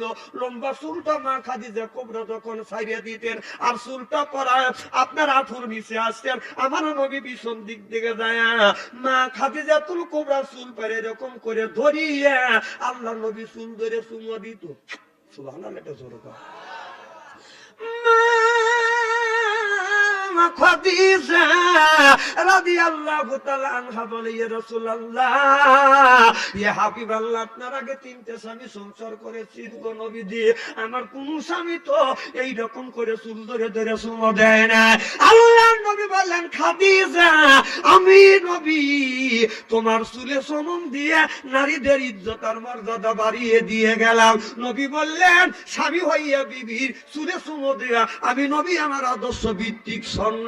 ও খাদিজা, তামাম পৃথিবীর পুরুষদেরকে জানিয়ে দিব, তামাম পৃথিবীর পুরুষদেরকে জানিয়ে দিও। আল্লাহ নবী বললেন, আমার সাহাবীরা, তোমরা যার যার বিবিকে চুল ধরে ধরে চুমো দিবে, এটা নবীর আদর্শ ভিত্তিক সন্ন্যত। চিল্লাকান আল্লাহু আকবার। আমরা কি বিবির চুল ধরে চুমো দেই? এই যে ওয়াজ বাড়া দিবেন না, এখন বাড়া দিবেন, শোনা লাগবে না এখন আপনার। মা বোনেরা শুনে বলতেছে, আরে এত সুন্দর সোনার মৌলবী কোনে আছে হুজুর? চুল ধরে চুমো তো দেয়া দূরের কথা, চুল ছড়া ধরে মুষ্টি পাকা চিত করে পরে পরে ভাবছেন কি ব্যাপার, আপনারা বউ মারেন? খবরদার, খবরদার, বউ মারবেন না, বউ মারা হারাম, হারাম, হারাম। আজকে মা বোনেরা বলতেছে, এত সুন্দর সোনার মৌলবী কোনে আছে হুজুর? আমার বলে দাম নাই, সব বনেছে কেন বুঝো? প্রজেক্টর কি আছে আজকে? প্রজেক্টর নাই? হাই রে আল্লাহ রে, মা বোনেরা প্রজেক্টর দিবেন না? না না থাক, আর মা বোনেরা সান্ত্বনা দেওয়া লাগবে না। মা সবাই তো দরকার। এই জন্য বউ মারা হারাম, বউ মারবেন না। আল্লাহ নবী 11টা বিবি ছিলেন। আল্লাহ রাসূল কোনদিনও কোন বিবির গায়ে হাত তুলে আঘাত করেন নাই। আপনারা কেন বউ মারেন? তার উম্মত হয়ে বউ কেন মারবেন? বউ মারা হারাম। এই কথা রাসূল বলছেন। নবীর এক সাহাবী, মহিলা সাহাবী এসে বলে, ইয়া রাসূলুল্লাহ, ইয়া হাবিবাল্লাহ, আমার স্বামী তো আমাকে মারছে, এখন কি অবস্থা? আল্লাহ নবী বললেন, ও নারীরা, স্বামী যদি রাগের সময় তোমার শরীরে আঘাত করে থাকে, তোমারে যদি মাইরিয়া থাকে রে মা, স্বামী মারছে, ওই জায়গাটা চিহ্ন করে রাখো। স্বামীর হাতের ছোঁয়া তোমার শরীরে যেই জায়গা লাগবে, দোজখের আগুনে কোনোদিন ওই জায়গা পুড়বে না। মা বোনেরা করতেছে, মারছে ভালোই করছে। আর স্বামীর কি রহমতের হাত, কথা বুঝতেছেন না? মদ খাওয়া হাত, যে খায় মদ সেই খারাপে জান্নাতের পথ, যে খাবে বাদান আপনার গাঁজা আল্লাহ দিবে সাজা, যেই খাইবে গুল ওই লোকটা করে ভুল, যে খায় সিগারেট ওর নাই মুখের বেরেক, যে খায় বিড়ি ওরই মানে ধরবে কিরি। বিড়ি যারা খায় তাদের হাত দিয়ে গন্ধ, মুখ দিয়ে গন্ধ, দাড়ি দিয়ে গন্ধ, টুপি দিয়ে গন্ধ, লেপ দিয়ে গন্ধ, বালিশ দিয়ে গন্ধ, জামা দিয়ে গন্ধ, লেপ দিয়ে গন্ধ, বালিশ দিয়ে গন্ধ। আমার হয় সন্দ, ওর বউ থাকে কেমনে রে আল্লাহ, যখন ঠিক কিনে টাটকা বিড়ি খায়া বর মুখের কাছে মুখ নিলে বউ খালি মুখ ঘুরা। স্বামী কয়, তোমার মুখের কাছে মুখ নিলে তুমি মুখ ঘুরাও কারণ কি? বউ কয়, লজ্জাও করে, দেখছি আমি, যাও লজ্জাও করে, শরমও করে। এই মাত্র টাটকা বিড়ি খায়া আমার মুখের সাথে মুখ লাগাইছো, তোর পাশার সাথে তোর মুখের গন্ধ বেশি। ব্রাশ করতে পারো না, বিড়ি খাবো, কষ্ট দেও। আবার সেই বিড়ি আবার টয়লেটের মধ্যেও খায়। সি সি সি সি। আর ইদানিং দেখছি যারা পান খায় 70% লোক পান খায় আর টয়লেট করে। তাই যদি না হয় টয়লেটের মধ্যে গেলে পিক পাই কে? হ্যাঁ, আমি চিন্তা করলাম এই ঘটনা ঘটায় কে? হ্যাঁ বাবা যাও, দেখছি আমি সব কানা বক্তে টাকা বসে দিয়ে আনে নাই। কি যেন বলতেছিলাম আমি, তালে রইলাম যে এক বুড়া টয়লেট থেকে বের হয়েছে। আমি বললাম দাদু কই গেছিলে? কয় টয়লেটে। কম মুখ করে কাকা পান খাচ্ছি। কম ওই জায়গাতে মানুষ পান খায়? হ্যাঁ আমার কয় কি পান না খাইলে আমার ডেলিভারি হয়। চিন্তা করেন, তাহলে আমার কথা হলো যে খবির জায়গাতে মানুষ পান খায়। হ্যাঁ না না, খবির জায়গা যা যদি পান জায়েজ মনে করে খাও, তাহলে পানির একটু বোটা নিয়ে আপনার একটু চুন মনে করে, গুবারা বোটা চুন মনে করে খায়।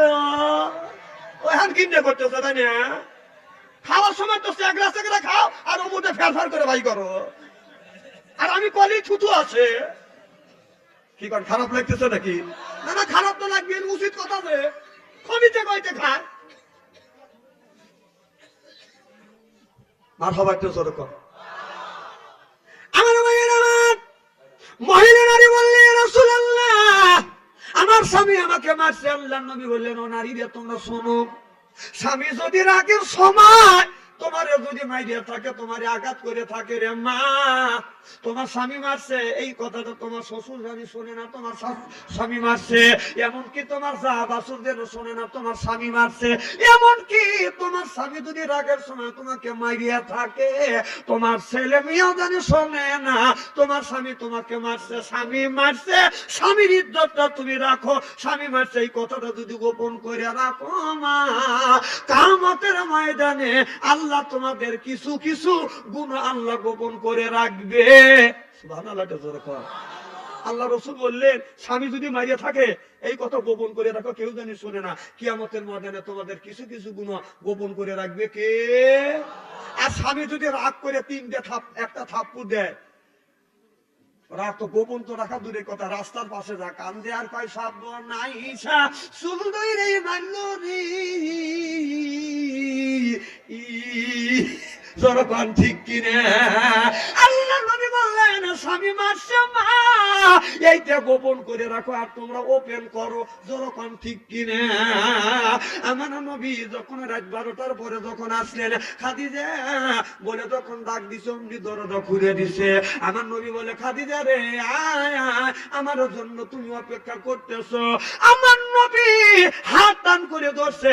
খাদিজাতুল কুবরা দৌড় আমার নবীর বুকের উপরে মাথা ঠেকাইয়া বলে ইয়া রাসূলুল্লাহ, ইয়া হাবিবাল্লাহ, আমি আপনার প্রেমে পড়িয়া আমার সমাজমি টানা তালু কত সম্পদ যা কিছু আছে সব আপনার কদমে আমি কোরবান করে দিলাম। দেখেন নবীর মুআজিজা, ধন্য হলো বিবি খাদিজা, জীবন যৌবন করিলেন অর্পণ, মাল দৌলত যা ছিল নবী চরণে সুপিয়া দিল, বানালো তার জীবনের আপন। আল্লাহ নবী গুণের নবী গো, আপনি নবী আমার জীবনের জীবন। জোরকান আল্লাহু আকবার। এবার মা খাদিজাতুল কুবরা বলে নবী গো, আমি যদি মারা যাই, মানুষ মারা গেলে আপনি আমি আপনার কাছে শুনছি, এই আমল যদি না থাকে, দুনিয়ার থেকে যদি আমল না করে, এই কবর একদিকের মাটি একদিকে যাবে, আর একদিকের মাটি আর একদিকে যাবে গো নবীজি। চিরজনমের মতো হাড় মাংস মাটির সাথে মিশিয়ে ফেলবে। ও নবীজি, আমি যদি মারা যাই, আপনি ওই কবরটা আপনি খনন করি ওই কবরের মধ্যে আপনি গড়গড়ি দিবেন। আর আমার বিশ্বাস আমার নবী যদি ওই কবরের মধ্যে গড়গড়ি দেয়, আমার বিশ্বাস ওই মাটির কবর আমার চাপ দিবে না। নবীর স্ত্রী খাদিজা এত দান খরচ করছে, তাও কবরের চাপ দেখে ভয় পাচ্ছে। আর আমাদের গুণী ভয় পায় না বাবা। আহা, তারা ভয় পায় না। মা খাদিজাতুল কুবরা কান্দে আর বলে নবী গো, আমি যদি মারা যাই, আপনার শরীরের একটা যুগ মোবারক আমার গায়ে দিবেন। মানুষ যদি মারা যায়, মহিলা মারা গেলে 5টা কাফনের কাপড়, 4টা নতুন কাফনের কাপড় দিবেন, আর একটা আপনার পুরাতন জামা দিবে। আমার নবী বলে, খাদিজা আমি 4টা যদি কাফনের কাপড় নতুন দিতে পারি, আর একটা দিতে পারবো না কে? খাদিজাতুল কুবরা বলে, নবী গো, এই জন্য আমি আপনার যুব্ব মোবারক চাচ্ছি না, আপনার যুব্ব মোবারক আমার শরীরে পরা দিবেন, উপর দিয়ে আরো 4টে কাফনের কাপড় দিবেন। আমার বিশ্বাস, আমার বিশ্ব নবী, আমার দয়াল নবী যেই যুব্ব গায়ে দিছে, ওই যুব্ব আমার শরীরে যদি থাকে গো নবীজি, আমার বিশ্বাস এই মাটি আমারে চাপ দিবে না। সুবহানাল্লাহ। কথা আল্লাহ নবী বলে, খাদিজা এইটাই যদি তোমার ইকিন হয়, এইটাই যদি তোমার বিশ্বাস হয়, খাদিজা কথা দিলাম আমি তোমার কবরের মধ্যে গড়াগড়ি করব, এরপরে কাফনের কাপড় পরানোর আগে আমার যুব্ব মোবারক তোমার শরীরে লাগিয়ে দিব। আর কি করব? মা খাদিজাতুল কুবরা বললেন, ইয়া রাসূলুল্লাহ, ইয়া হাবিবাল্লাহ, আপনি এই কাজটা করবেন, আর কোনো কিছু আমার চাওয়ার নাই। চিল্লাকান আল্লাহু আকবার। তারপরে আমার নবী দেখে মা খাদিজা চোখ থেকে পানি বের হয়ে আসছে। আমার নবী বললেন, খাদিজা কেন কান্দো?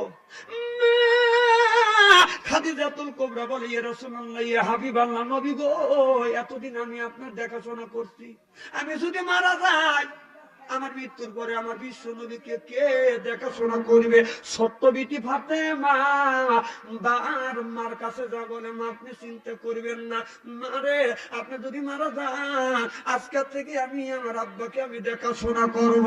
আমার নবী যতদিন বেঁচে ছিল, নবী যখন আপনার বাইরে যখন যাইতেন, সর্বশেষ দেখা হযরত ফাতেমার সাথে করতেন বাদু দাস্তে, জবতি খুদাগের বিস্তাম মালুম কারদাম কি বা ফালাক রাশিদা।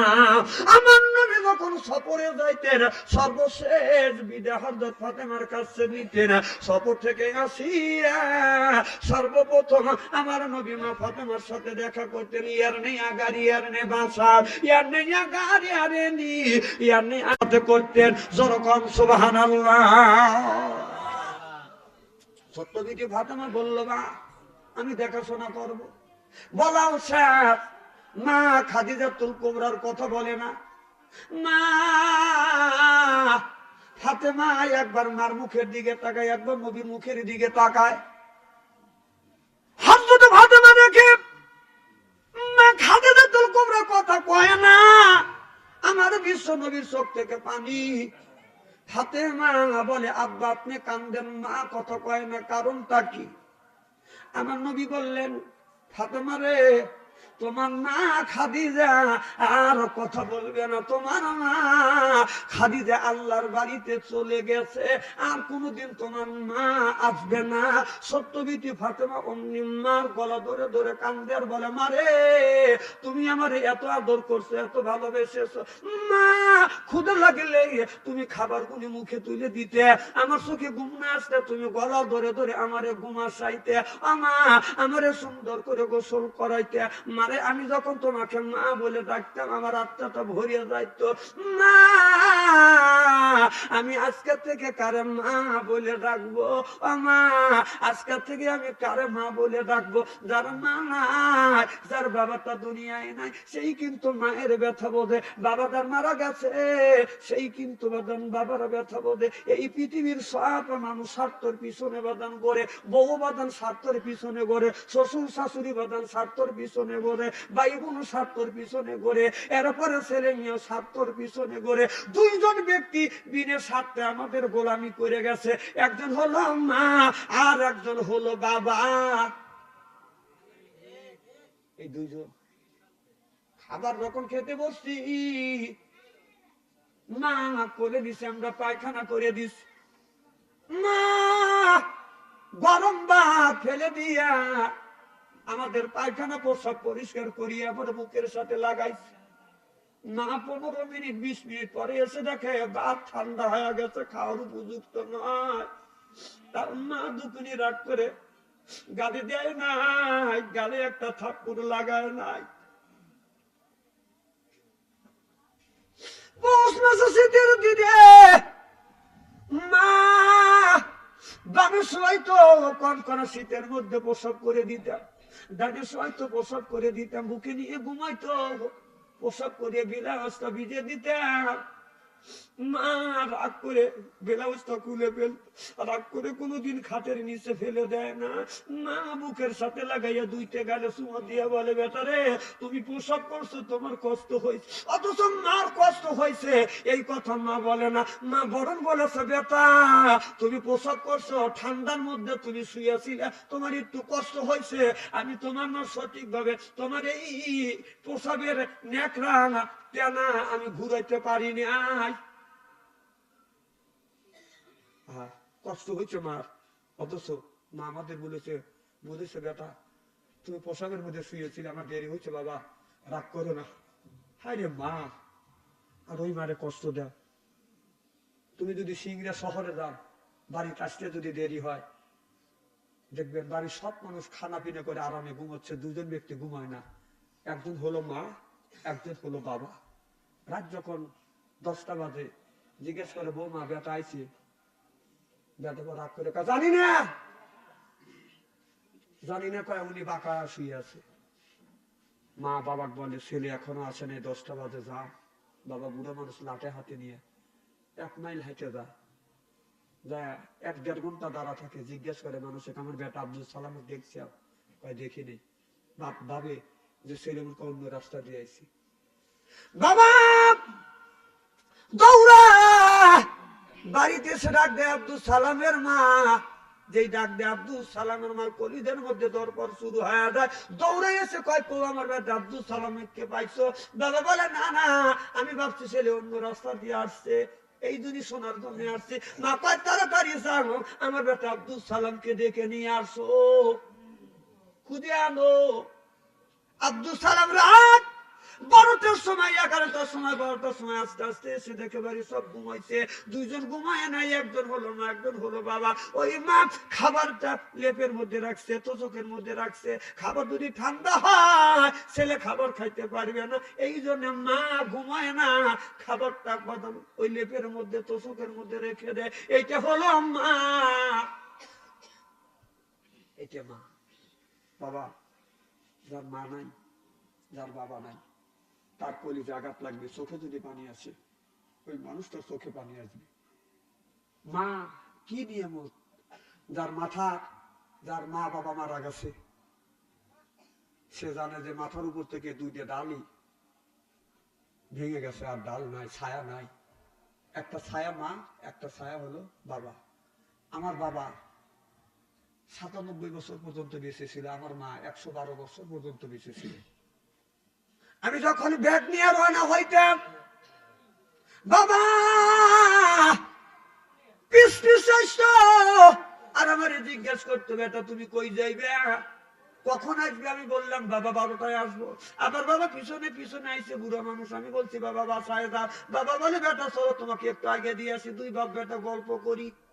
বাবা গল্প করতে চায় ছেলের সাথে, ছেলের সাথে বাপ কথা বলতে চায়, মা কথা বলতে চায়।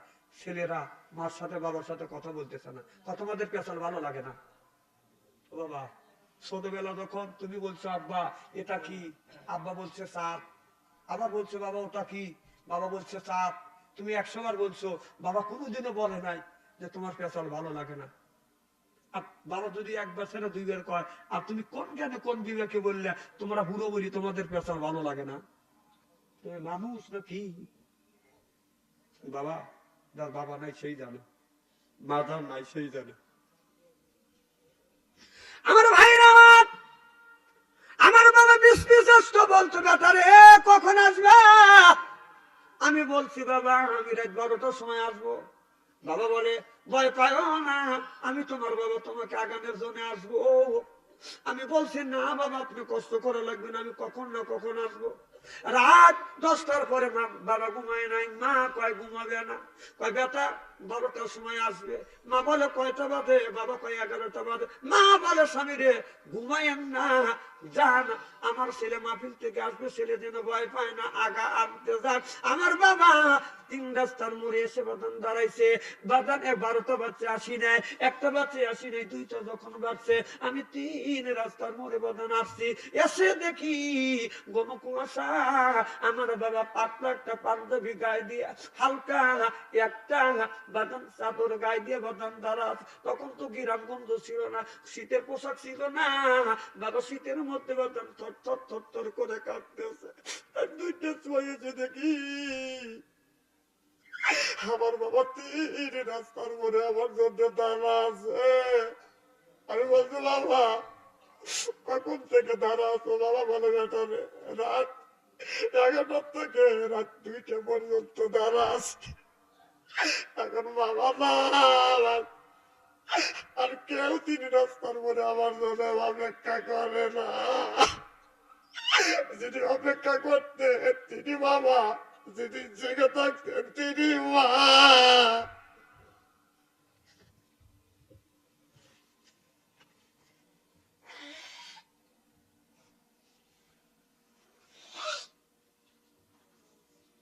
বাবা, যার বাবা নাই, যার মা নাই, তার কলিজা আঘাত লাগবে, চোখে যদি পানি আসে, ওই লোকটার চোখে পানি আসবে। এখন রাত 2টা 3টা আসি, 3 রাস্তার মরে যায়, কনকনা শীত। সে জায়গা আছে, সে রাস্তাও আছে, রাস্তার উন্নতি হয়েছে, জায়গারও উন্নতি হয়েছে, কিন্তু এই রাস্তায় গেলে বাবারে পাইতেছে, বাবা অপেক্ষা করতো। আরে বাবা কি নিয়ামত! ছেলে আসতে দেরি হলে বাবা পাগল হওয়া যেত না, পাগল হওয়া যেত। বাবা মৃত্যুর পর দীর্ঘদিন মা বেঁচে ছিল।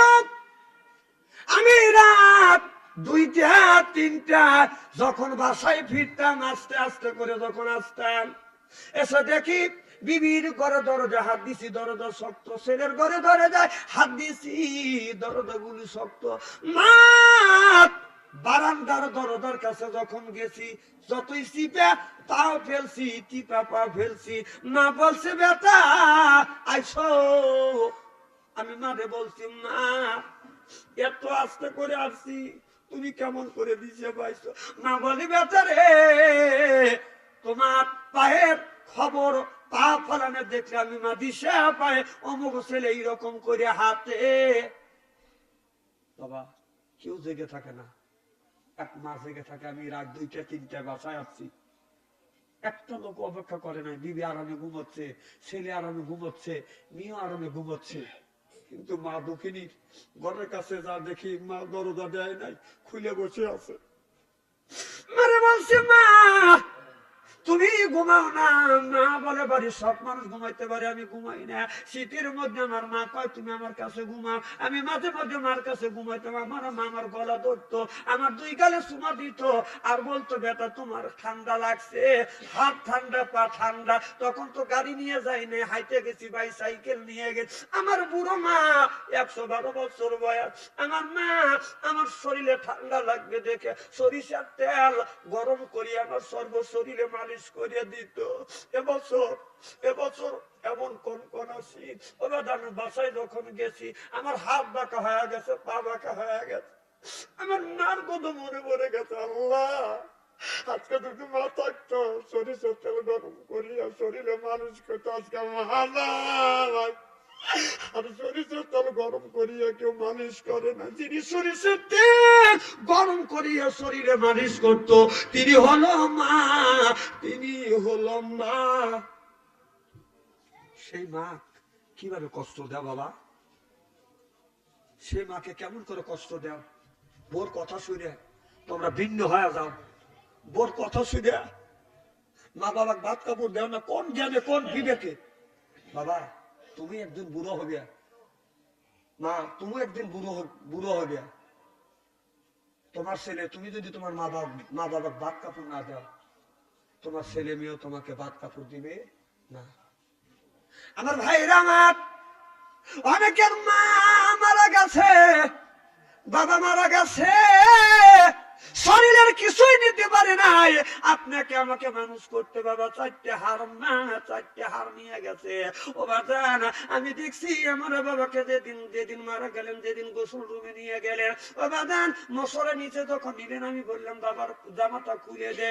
আমি বাবার পাঞ্জাবিটা খুলছি, যা দেখি বাবার শরীরে কিছু নাই, শুধু চারটে হার আছে। গোস্ত নিতে পারে নাই বাবা, কিচ্ছু নিতে পারে নাই, চারটে হার আর তিনটে কাপড় নিয়ে গেছে। ওই মা আর কোনোদিন আসবে না বাবা, কোনোদিন আসবে না। যতই কান্দি মা ওই কবর থেকে উঠে আসবে না, যতই কান্দি বাবা কোনোদিন আর উঠে আসবে না। কেমন নকদিয়া ঘুমাইয়া রইস আব্বা অন্ধকার আর ওই কবরে, শীতে রদিন ঠান্ডা মাটিতে আম্মা, শীতে রদিন ঠান্ডা মাটিতে আব্বা রইস কেমনে তুমি ঘুমাইয়া, লেপনাই বা আলিস নাই গোয়া বা, লেপনাই বা আলিস নাই গোয়া মা, অন্ধকারে রইস ঘুমাইয়া। ও বাদান আল্লাহ নবী বলেছে যার মা দুনিয়ায় নাই বাবা দুনিয়ায় নাই, ওই ব্যক্তি যদি মা বাবার জন্য যদি দান খয়রাত করে, এই দানের দৌলতে আল্লাহ মা বাবার কবরের বরাজাত মাফ করে দেয়। এই কথাই আমি বলি না, এই কথা বলেছে আমার নবী বলেছে। মা বাবা মারা গেছে, মা বাবার নামে কেউ যদি দান খয়রাত করে, এই দানের দৌলতে মা বাবার কবরের বরাজাত মাফ করে দিবে কে? আমি দেখতে চাই কার মা নাই, কার বাবা নাই। আমি 10 জন ব্যক্তির কাছে বাদন 10,000 টাকা চাই। ওই মা আপনার 5টা কাপড় নিয়ে ঘুমিয়ে আছে, বাবা 3টে কাপড় নিয়ে বাদন ঘুমিয়ে আছে। আমি একজন মা হারা ইতিম মানুষ, এদিকে আমি মুসাফির মানুষ। আল্লাহ 3 শ্রেণী মানুষের দোয়া কবুল করে, মা বাবা দোয়া, মুসাফিরের দোয়া কবুল করে। একজন ব্যক্তি বলো হুজুর আমি মা বাবার জন্য আমি 1000 টাকা দিব। একজন ব্যক্তি হাত তোলেন, নগদ যদি না পারেন বাকি লেখা দেন। 1000 টাকা কে দিবেন? কি নাম আপনার? শহীদুল ইসলাম 1000। আপনার নাম? মোহাম্মদ রশিদ। আপনার নাম? আপনার নাম কি? ওখান থেকে হাত তুলছে, হাত তোলেন তো। মফিজ। আর আপনার নাম? সাদ্দাম। 60 জন। এটা হাত তোলেন, একটু মোনাজাত করি। আল্লাহ মাওলা এই রজনীতে তোমার বান্দাদের চোখের পানি আল্লাহ তুমি মঞ্জুর করে নিও। বাবা আর মার কথা মনে করে 4 জন ব্যক্তি 4,000 টাকা দান করলো।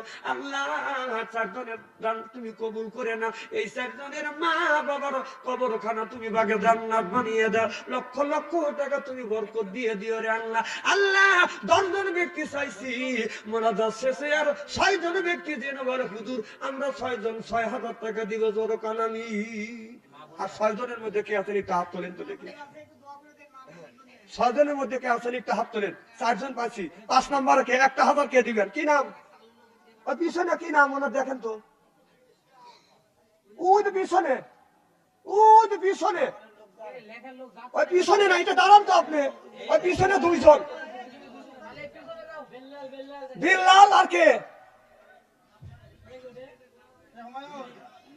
বিল্লাল আর কে? বিল্লাল আর জনি। আর এখানে কে হাত তুললেন? এখানে হাত তুললেন কে? নূর ইসলাম। ইসলাম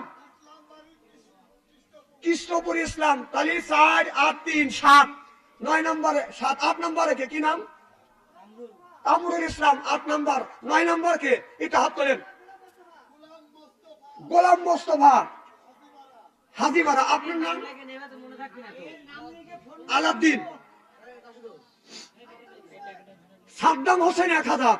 হাত তুলে মুনাজাত করি। আল্লাহুম্মা মিন দোয়া করে দেন বাদার গায়ে লাগি হায়াতুল দুলতেল মে দারাজি। আল্লাহ দানটা কবুল করে। আলাউদ্দিন আল্লাহ 1000 টাকা দান করছে। আল্লাহ আলাউদ্দিনের দান তুমি কবুল করে না। আল্লাহ আমি 10 জন চাইছি, 11 জন হয়ে গেছে। আল্লাহ তুমি দানটা কবুল করো, মা বাবার কবরের করে দাও, মাফ করে দাও। আল্লাহ তোমার এক বান্দা আল্লাহ রইস, আল্লাহ তোমার রফিকুল মফিজুল মফিস না রফিক রফিস রফিস আল্লাহ তোমার বান্দা 1000 টাকা দান করলো রফিজের দান তুমি কবুল করো রফিজের মনের আশা পুরো করো আল্লাহ জীবনের গুনাহ মাফ করে দাও জোরে জোরে কান আল্লাহুম্মা আমিন বাদান তাবারক আছে কেউ যাবেন না তাবারক না নিয়ে যাবেন না আমি অল্প সময় কষ্ট দেব আমি চাইছি 10 জন হয়ে গেছে 11 জন আর 4 জন ব্যক্তি 4000 টাকা দেন আপনার মা কোনোদিন আসবে না বাবা কোনোদিন আসবে না আমি মুসাফির মানুষ খাস করে দোয়া করব আল্লাহ যেন মা বাবার কবরে গোনা দাঁত মাফ করে দেয় যখন আমিন 12 নম্বরে কে 1000 টাকা দিবেন নগদ না দেন বাকি লেখা দেন দেন 12 নম্বরে কে কেউ আছেন কে কি নাম জলিল না জলিল বলছি জলিল বলছি হ্যাঁ 2000 টাকা সরকার মার হবা আরে 12,000 হলো আর 3 জন 3000 টাকা দেন 20,000 হোক 3 জন হাত তোলেন তো দেখি নগদ যদি না পারেন বাকি লেখা দেন দেখেন একটা পান খাইলে 5 টাকা চা খাইলে 5 টাকা একটা সিগারেট খাইলে 6 টাকা তাহলে একটা চা স্টলে বসে পান সিগারেট চা খাইলে 16 টাকা লাগে আর দিন 2 টাকা কয়েক পয়সা করে জমা করলে মাসে 100 হয় 10 মাসে 100 নারে তাকবীর তোফাজ্জল হোসেন 1500 টাকা চিল্লা কাম মারহাবা আল্লাহ তোমার বান্দা তোফাজ্জল হোসেন 1500 টাকা দান করলো তোফাজ্জলের দান তুমি কবুল করো আল্লাহ মনের আশা পুরো করো মা বাবা আত্মস্বজন দ্বারা কবরখানা ভাগে জান্নাত বানাও কাল আমিন আর 3 জন ব্যক্তি নাই একজন হাত তোলেন তো দেখি 1000 টাকা দেন দেন প্রত্যেক মাসে 100 করে জমা করলে 10 মাসে 100 12 মাসে 1200 যাই নেই 10 মাসে 100 আর একজন ব্যক্তি হাত তোলেন হুজুর 1000 টাকা দেব মা বাবা কবরে শুয়ে আছে কি নাম নারাই তাকবীর দানবীর সাগর ভাই জিন্দাবাদ বলেন না জিন্দাবাদ বলেন না যে দান করবে সে জিন্দাবাদ বলবে সমান নেকি দিবে কে নারাই তাকবীর দানবীর সাগর ভাই মীর মুজাহির সাগর ভাই 1000 টাকা কান্নার হাওয়া আল্লাহ সাগর ভাই 1000 টাকা দান করুন আল্লাহ সাগরে দান তুমি কবুল করো আল্লাহ বংশের মধ্যে থেকে যারা বিদায় হয়ে কবরখানা ভাগে জান্নাত বানাও জোরে কোন আমিন 14 নম্বরে কে হাত তোলেন ওই কে দুজন হাত তুলছে কে কে পিছনে তালি বেরা জানি নাকি আপতাবি না